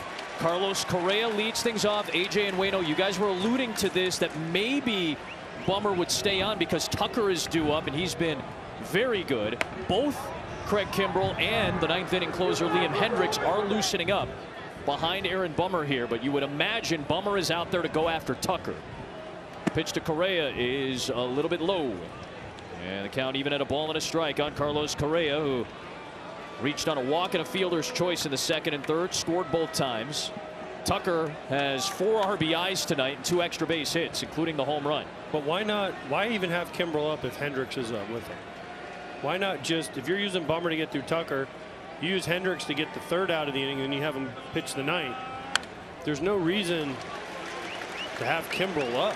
Well, Tony La Russa talked about it too, where Oh, well, Craig Kimbrell, who had struggled a little bit, well, that's not his inning. He's not an 8th inning guy. Well, that's going to be talked about then, too. Why is he being used in the 8th inning if he's not an 8th inning guy? That's going to be a question going forward. Hendricks has been lights out in the back end of the White Sox pen.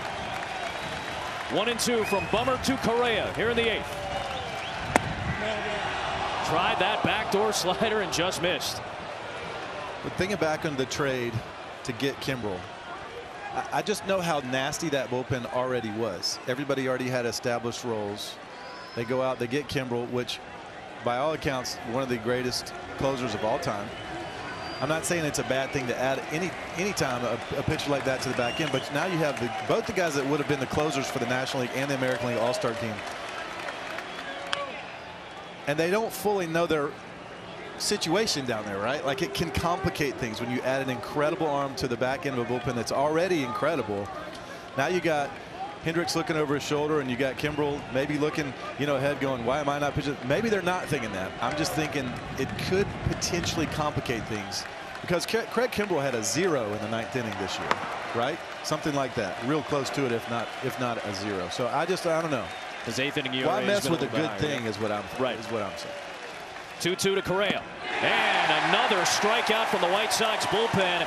That is 6 straight Astros that have gone down on strikes. The highest strikeout rate in the major leagues from a pitching staff belonged to the White Sox. The lowest K rate from a batting group was the Astros. Right now the White Sox pending is winning them over. Well, the first 2 games, the Astros won that battle. And tonight, the White Sox bullpen has really been pretty incredible after Kopech. Kopech did a nice job settling things down, but you get Tepera, now Bummer. They've done a really nice job of saving this game for them. Well, neither team has scored since the 4th inning. Both bullpens have put up 3 zeros apiece. Here is Tucker to face a lefty in Bummer. Tucker's the only Astro who has not struck out tonight. And he went around, according to Tom Hallion. 0-1 on Tucker. Now, obviously, a lefty-lefty matchup is more advantageous to the pitcher, but Tucker did show power against left-handers. He took Sean Manaea of the Oakland Athletics deep 4 times this year. That's ownage. It is. 4 times in 1 year. That shows you how nasty this guy is, because he just swung at a slider a foot off the plate. And now it's 0-2 on Tucker. Nice catch by the fan in the second deck here. Did a couple of those tonight, huh?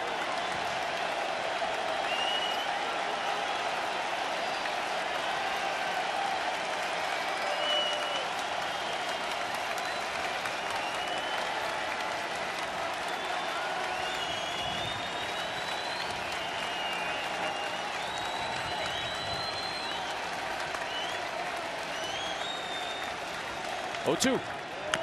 Just staying alive, Kyle Tucker. I mean, Bummer's slider is disgusting tonight. It is making a right turn. You got the hottest hitter down the stretch of the regular season, who's already got, what, 2 home runs this series of really good pitchers, and he's looking like he's completely defeated against that. But also at the same time, great hitting to foul it off and spoil a really tough pitch right there. No team has ever struck out 7 times in a row in postseason history. The last 6 Astros have been fanned.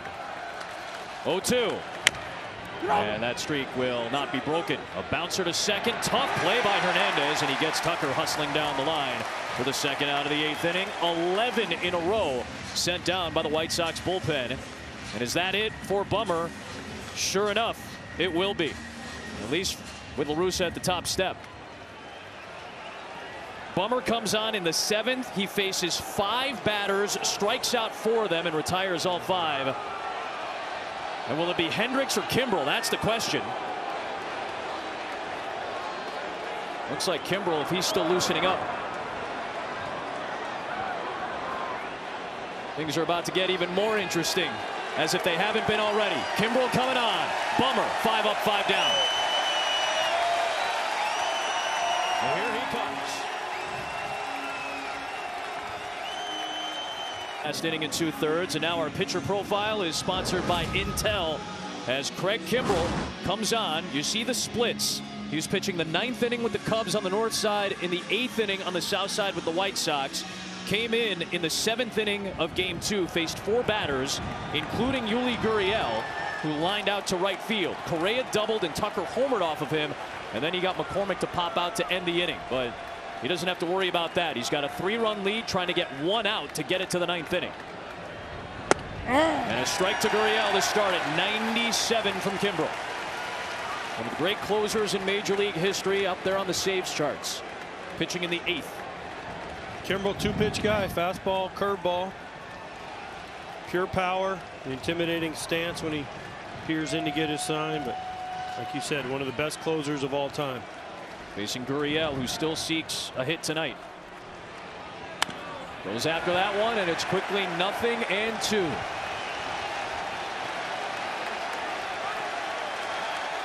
"11 Astros in a row sent down by the White Sox bullpen." Kimbrel trying to close the 8th.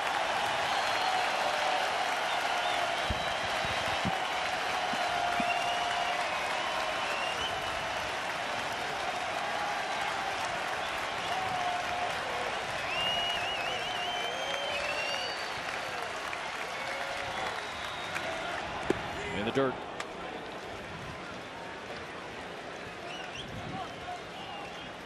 Just 13 pitches on Friday in Game 2 for Kimbrel, and obviously the off day Saturday for both teams.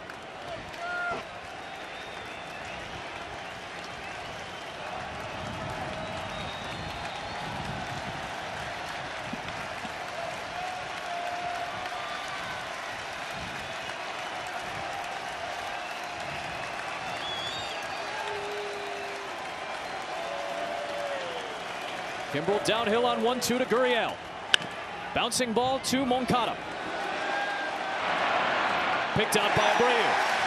A 1-2-3 8th between Bummer and Kimbrel. White Sox have a 3-run lead, hoping Hendricks can close it out in the top of the 9th. First to the bottom of the 8th.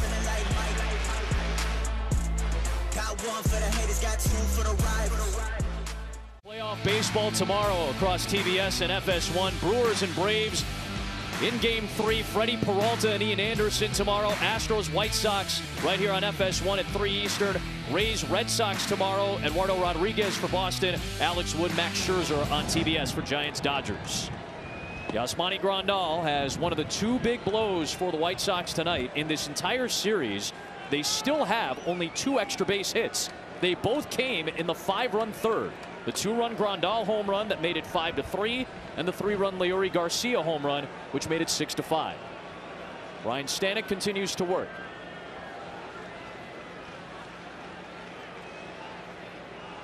Grandal quickly behind in the count, 0-2. He's been aboard via walk, homer, that wild sequence with the fielder's choice and error, and then a walk in the 5th.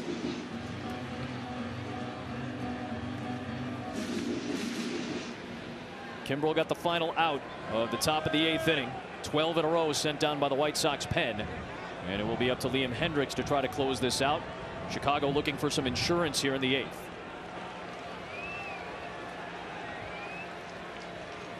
There's a cut from Grandal and a strikeout. 1 away. Let's take a look at our Hyundai lift of the game and travel all the way back in time many moons ago to the bottom of the 3rd inning in that 5-run frame. Grandal and Garcia. Grandal gets a pitch up. Oppo just out of the reach of Michael Brantley. And Garcia gets a heater right down the middle. 3-1 count. Gives the White Sox their first lead of the game. Excuse me. 6-5, second lead of the game. And the White Sox just kept piling it on from there. A couple crazy plays, but those 2 home runs were huge. Here's Eloy Jimenez. He's got a couple of RBIs tonight on a couple of singles. Garcia had what, 5 home runs in the regular season? Yeah. And he hit a 436-foot home run to dead center in the biggest moment of the year. Yep. I mean, how clutch is that? Wild. It's awesome. He has 2 hits in this series. That was one of them.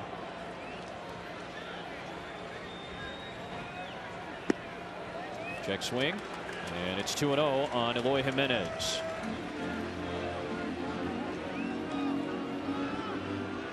You know what's always amazing to me? It doesn't make any sense to talk about it now, but the first and third base umpires, you know, when they catch them in appeal, they're never like just looking in the stands, right? I have a feeling I would be doing that. Your vision would drift a little bit? I think so. Do you think you'd be influenced by the people in the first row yelling at you? I think I might be. We talked about it earlier. There was been twice today that I've forgotten I was in the booth, and I was just total fanboying up here watching the game, just get captivated by this incredible game, and I'm like, oh yeah, I'm supposed to be talking about it.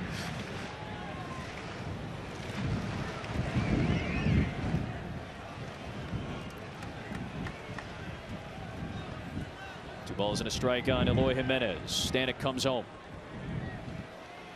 2 balls and 2 strikes. We have had moments tonight where we've drifted off, not in the sense that we're not paying attention, just the game's been so wild, and also once in a while you got to put a dent into this, as Waino did. I think AJ actually put a little bit more work into his. Yeah, way more than Waino. I didn't. He demolished it. Yeah, well done, gentlemen. I left all the lettuce on the top, though. You're a high protein guy. Give me the meat. Clearly. Here's a 2-2 pitch. 3-2. In the top of the 9th inning for the Astros, it'll be Myers, Maldonado, and Altuve. So 8, 9, and 1 due up for Houston, likely against Liam Hendricks.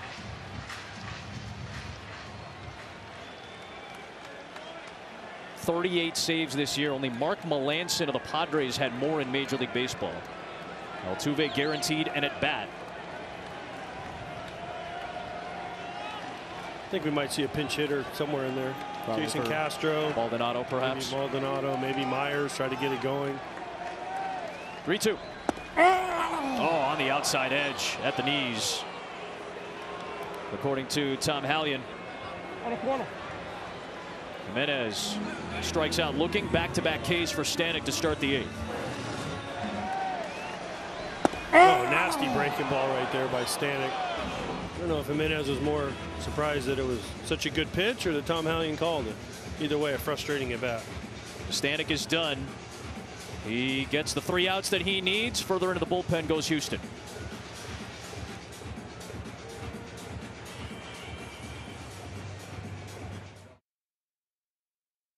Highway Miles with 5G. Homer away. Stay connected to your team with T-Mobile, the leader in 5G coverage. Look at the bridges across the Chicago River. Back at Guaranteed Rate Field, Brooks Raley deals to Yoan Moncada, who lifts one foul down the line. First appearance for Brooks Raley in this series. He is the first left-hander out of the pen. In fact, the only lefty out of the pen for Dusty Baker.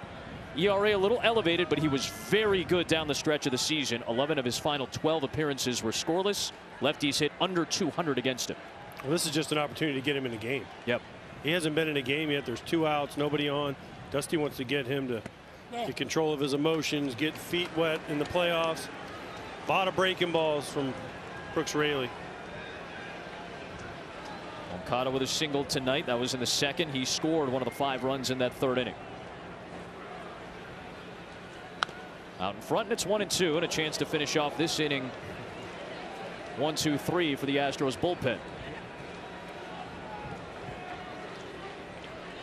Only 1 base runner the last 3 frames for Chicago. That was the walk to lead off the 7th to Cesar Hernandez.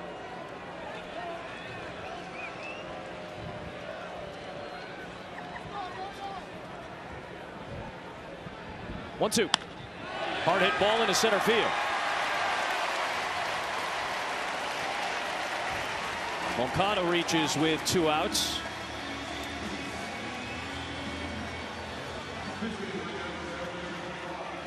He's aboard to extend the inning.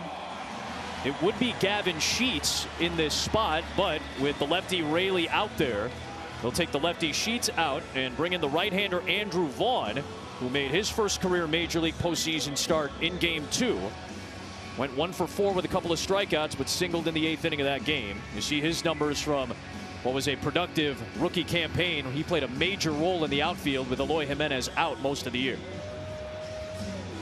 Did a really nice job. Struggled down the stretch, like you said, but early in the year, especially once he got his bearings at the major league level, he was a weapon in the middle of the White Sox lineup, especially against left-handed pitching. He was death on left-handed pitching. .938 OPS against left-handers for Vaughn. It was around .600 against right-handers. He hits the fastball well. He struggles with the breaking ball. But he likes the breaking ball coming into him. That's right. So that's why this is a good matchup for the White Sox. Raley's going to throw cutters and sliders coming into him. Tony La Russa's hoping he clips one out front for a home run. We saw him earlier this year do that exact same thing. I believe in a pinch hit at bat. Might not have been a pinch hit at bat, but he took one of our lefties deep for the exact same thing you're saying. He had a little cutter coming into him and he clipped it and pulled it to left for a homer. He did that against Aroldis Chapman earlier this year. That one ripped foul. It was back in May. He had a game-tying pinch hit solo home run at Yankee Stadium off Aroldis Chapman to tie the game on a 99-mile-an-hour sinker. White Sox would lose that game, but it was a big moment for Andrew Vaughn to acclimate himself to the big league level. And he's played respectable defense this year. In the air, left center field. This one is carrying back towards the wall, and it's going to head all the way to the fence. Big insurance run will score to extend the lead to 4. Andrew Vaughn off the bench delivers.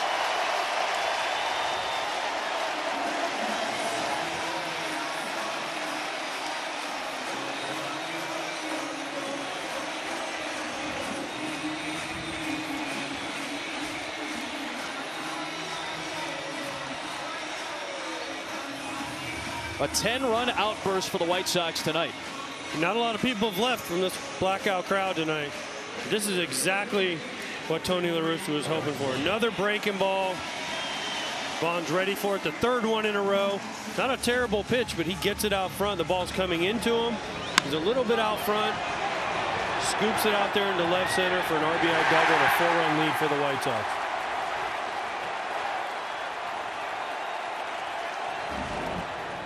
Here's Garcia. There are shoe tops. I mentioned the home run and showed it to you. That 436-foot home run to center field was the longest of Garcia's career.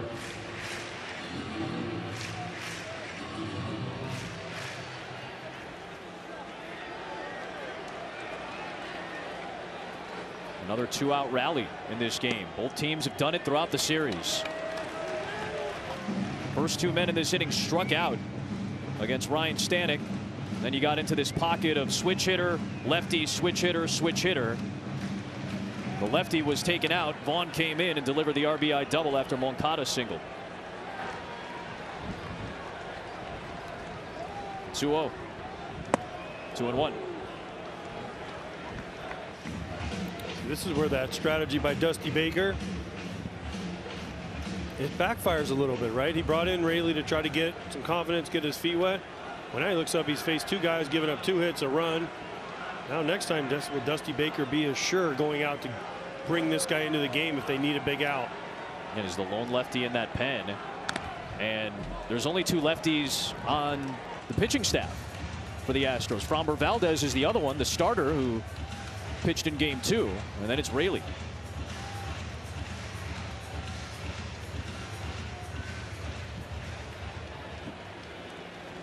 This crowd is on the edge of their seat because their guy is warming up right now and they're about to erupt, aren't they? Hendricks coming in likely. If Hendricks comes in when that gate opens, this place will go crazy. It's going to go crazy. I always love teams that do big closer productions. That's a big deal, man. Fans love that. Players do too, unless you're playing against it. I hated Hell's Bells. I was going to say, or if you don't like the song choice. Yeah. Payoff pitch. Fouled away. Yeah. Or maybe those songs end up in your brain and start to haunt you a little bit. Every time I still hear Enter Sandman, a bat just magically breaks my garage. That's the old Mariano Wonderful Life mantra there. Every time Enter Sandman plays, a bat breaks somewhere on this planet. Mariano Rivera, every time I hear that song. Yep. I used to like that song, and then I had to face him, and it all went away. I can remember being a rookie and saying, "Oh, I want to see Hell's Bells today." And one of the veterans going, "I'm sorry, what? Excuse me? You want to hear what?" I'm like, yeah, that's a great point. I guess I don't want to hear it. I guess you don't want to hear that. That means that means our team is down, and Trevor Hoffman's coming in for a big save. Exactly. 3 balls and 2 strikes on Garcia. Vaughn at second base with 2 out. The RBI double to score Moncada and add some insurance. Raley trying to end this inning and get his Astros offense back up there.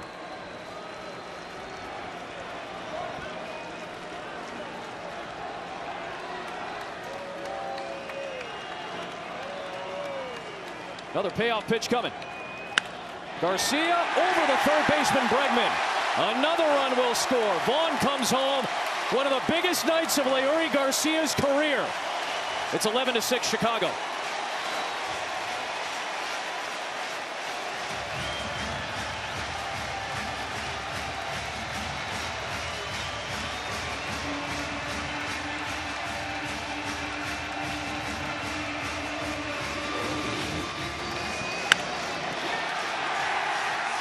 So much for none of those extra base hits you were talking about, Adam, except for those 2 home runs, back-to-back doubles by the White Sox. Even Hendricks is like, let's score as many as we can, make this 9th inning even easier on me. But have a night, Leury Garcia. So now who else do the White Sox have down that bullpen? They might start thinking about not bringing big fella in, right? Or oh, no, he's coming in. I mean, he's already warmed up. Kimbrel, you could tell by the way he was standing, he had shut it down, right? He's already out, and they don't want to risk getting somebody else up. And Hendricks has really been heated up at this point. You probably want to use him. He's warmed up for the last couple of frames. He's warm. He had yesterday off.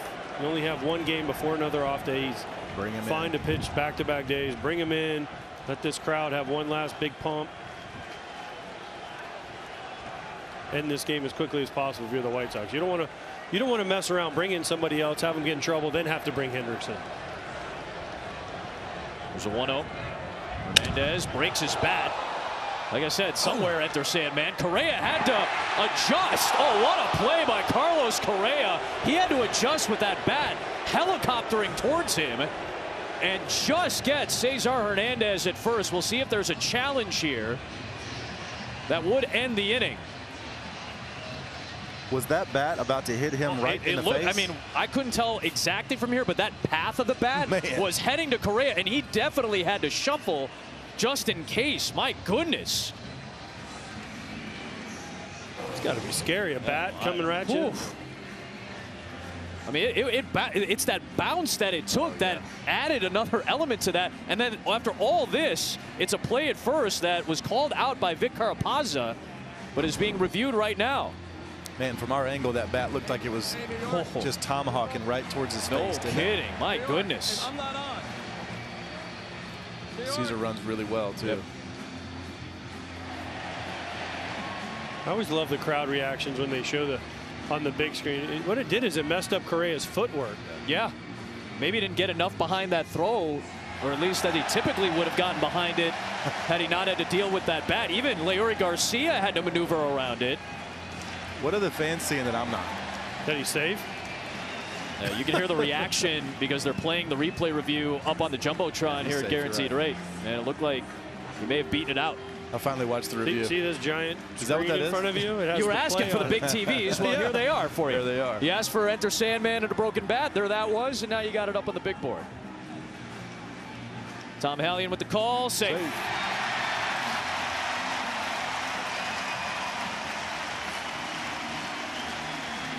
We'll see how it gets scored. It'd be a very difficult error to put against Correa considering the circumstances, but it may be. We'll see. That's got to be a hit. It will be. They have just ruled it, probably rightfully so, as a hit. Well, Hernandez just beat it. There was no bobble. There was no bad throw.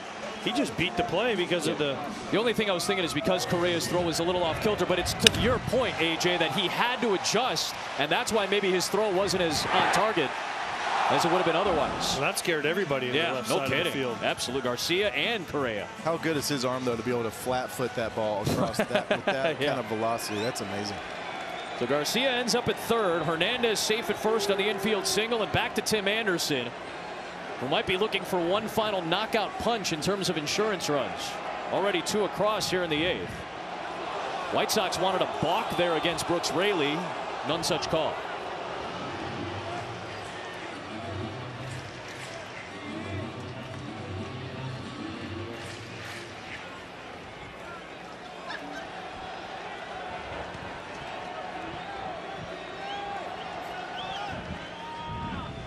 Skips, and again, Martin Maldonado with a runner at third.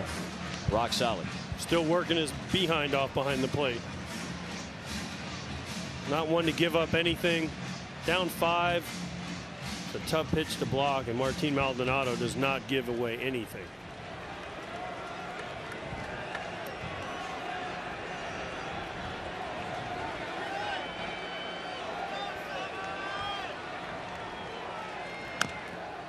Ball and a strike on Anderson.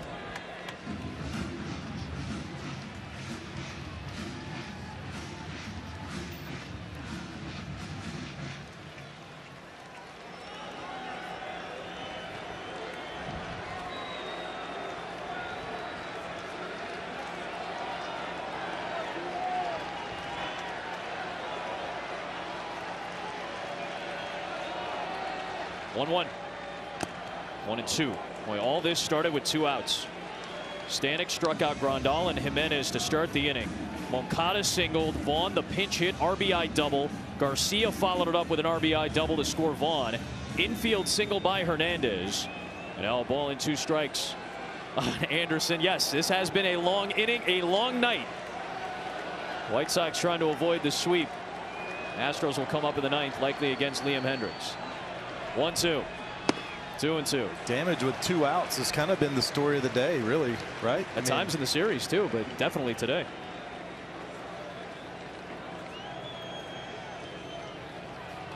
That whole 2-out rally earlier was that was the 2-out walk. I mean, it just swayed the whole tide of the game back then, didn't it? Really does feel that way. 2-2 on Anderson with 2 on and 2 out in the 8th. Ground ball past Correa, and the White Sox will add another. 3 in the 8th. It's 12-6. They'd scored 5 in the first 2 games in Houston. They've put the offense together here in Game 3.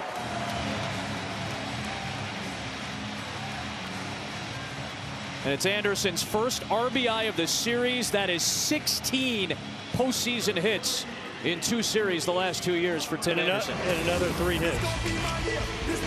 How about this guy in the American League Division Series?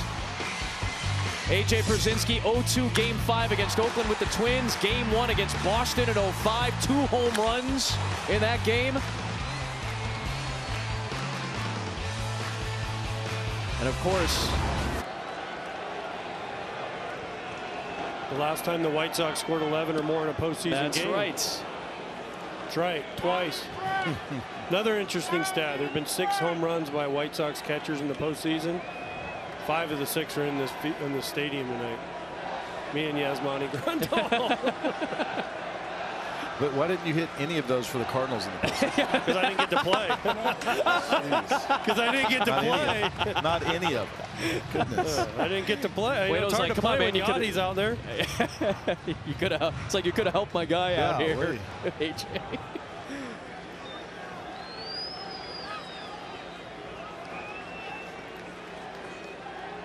There's the 1-1. Robert flips it foul. 1-2 on Luis Robert.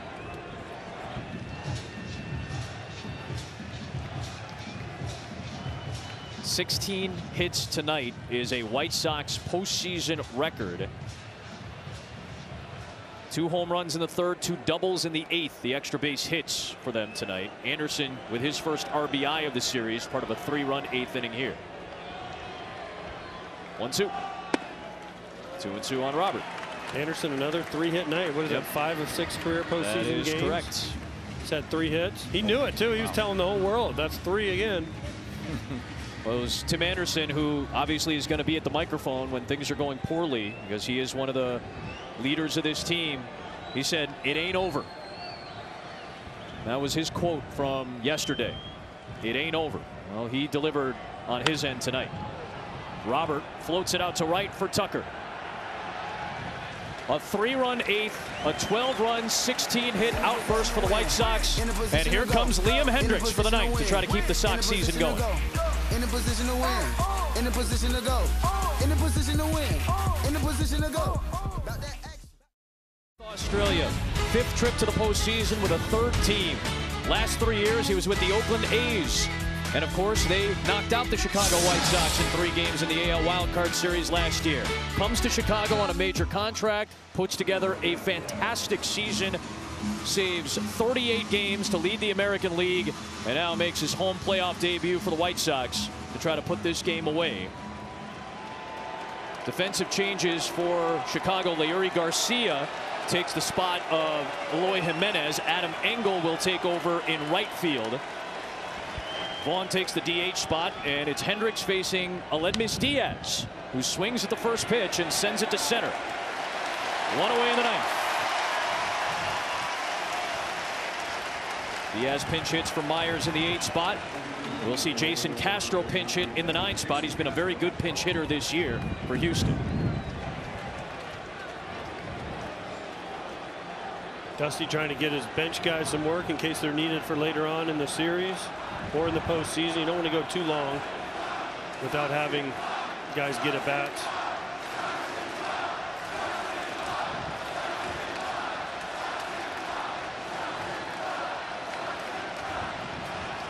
"13 in a row sent down by the White Sox bullpen." Here's Castro. Strike one. Hendricks does not mess around out there. He gets it. He comes right after you. You're getting a fastball or slider. They're both going to be really hard. They're both going to be aggressive. He was excellent in the final month of the season. Was the reliever of the month for September, October in the American League. And 99 miles an hour forces Castro into a defensive swing to run the count to 0-2.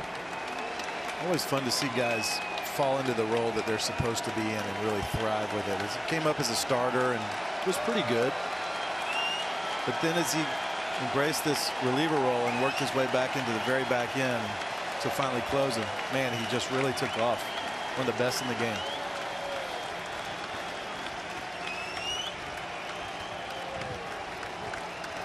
Oh, 2.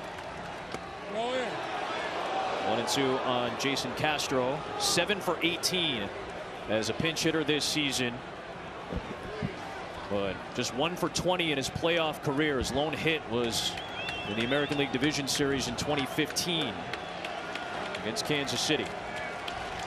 Came back in mid-September, had a really nice close to the year, did Castro. Hendricks 1-2.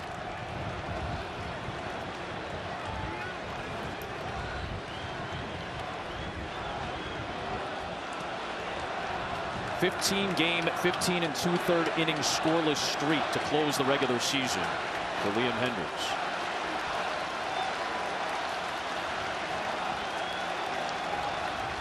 "2-2 delivery." And the count runs full. Nice job by Castro to come back after being down 0-2.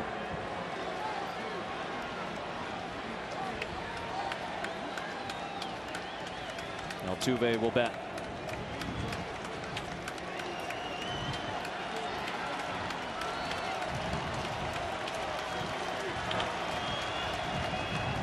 Got him. 2 down.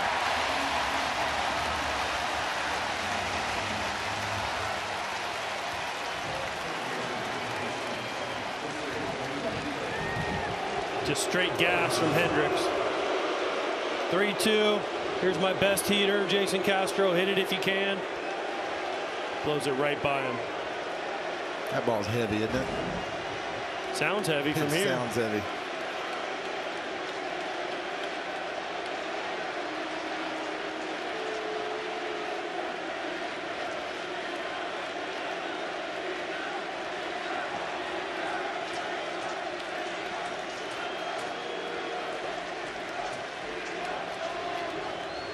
Nothing in 1 to Altuve.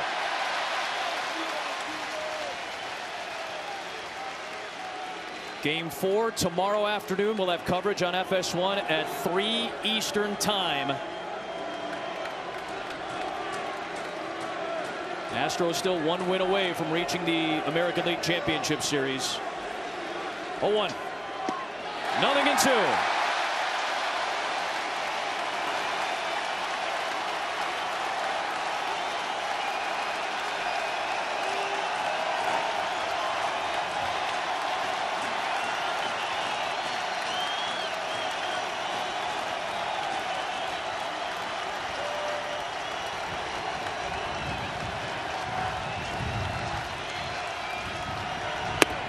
There will be a game 4.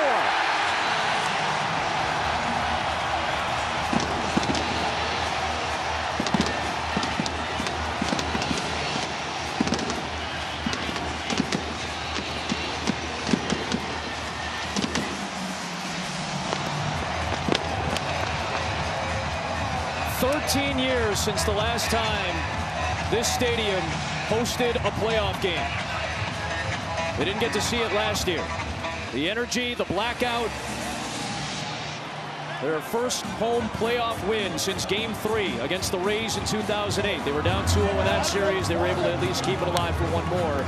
It didn't start out great. Dylan Cease went just an inning and 2/3. The Astros had a 5-1 lead at one point.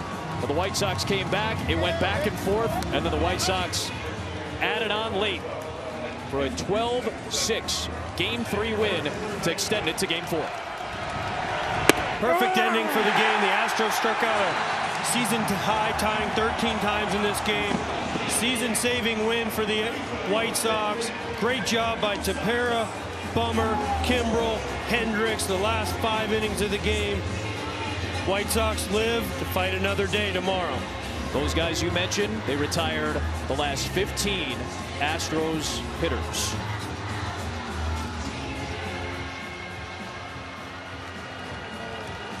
White Sox did not have an extra base hit until they blew up with a couple of them in the third. One of them belonged to Yasmani Grandal. He's down on the field with Tom Verducci. Oh, thanks, Adam. Well, Yasmani, you were down by 4 runs facing elimination. You won the game by 6. You won the game, but did you flip the momentum of this series? I think so. I mean, I think we made a statement. I mean, like you said, we were down by 4. But you got to play a whole game. We've been doing this all year. We had big comebacks, and the fact that we did it there, I feel like we got the momentum back, and that's all we need. You know, as soon as that momentum shifts, then it's a go. You got the comeback started with the home run, a 7-pitch at bat, changeup. Describe your approach as that at bat went along. Well, I mean, they made it pretty clear how they wanted to attack me, especially when we got to that spot in the order. Doesn't seem like they want to challenge me at all. They just want to flip stuff up there and try to get myself out, try to get myself to chase. So I just told myself today, I said, you know, be you. You're either going to hit a home run or you're gonna walk. That's been me all year. So. And hey, yeah, tonight we got to talk about your base running. 4th inning. Just describe that play for us. You hit the ground ball to first base to Gurriel. What happened next? I start running. Then all of a sudden he's throwing the ball right at me. I mean, didn't really think about what was going on at the plate. It just so happens that he threw the ball. I try to get my shoulder out of the way, hits me, and it gets away. When I got to the dugout, I just told these guys it was good base running. So we'll leave it at that. Yasmani, thanks so much. Congratulations. All right, thank you. Back to you, Adam. To confirm, Tom, what AJ was thinking earlier in the night about Grandal. It was a key play. It was part of a White Sox rally and a season-saving win for Chicago. Game 4 tomorrow. We'll see in 15 hours. For now, Kevin Burkhardt and company back in Los Angeles.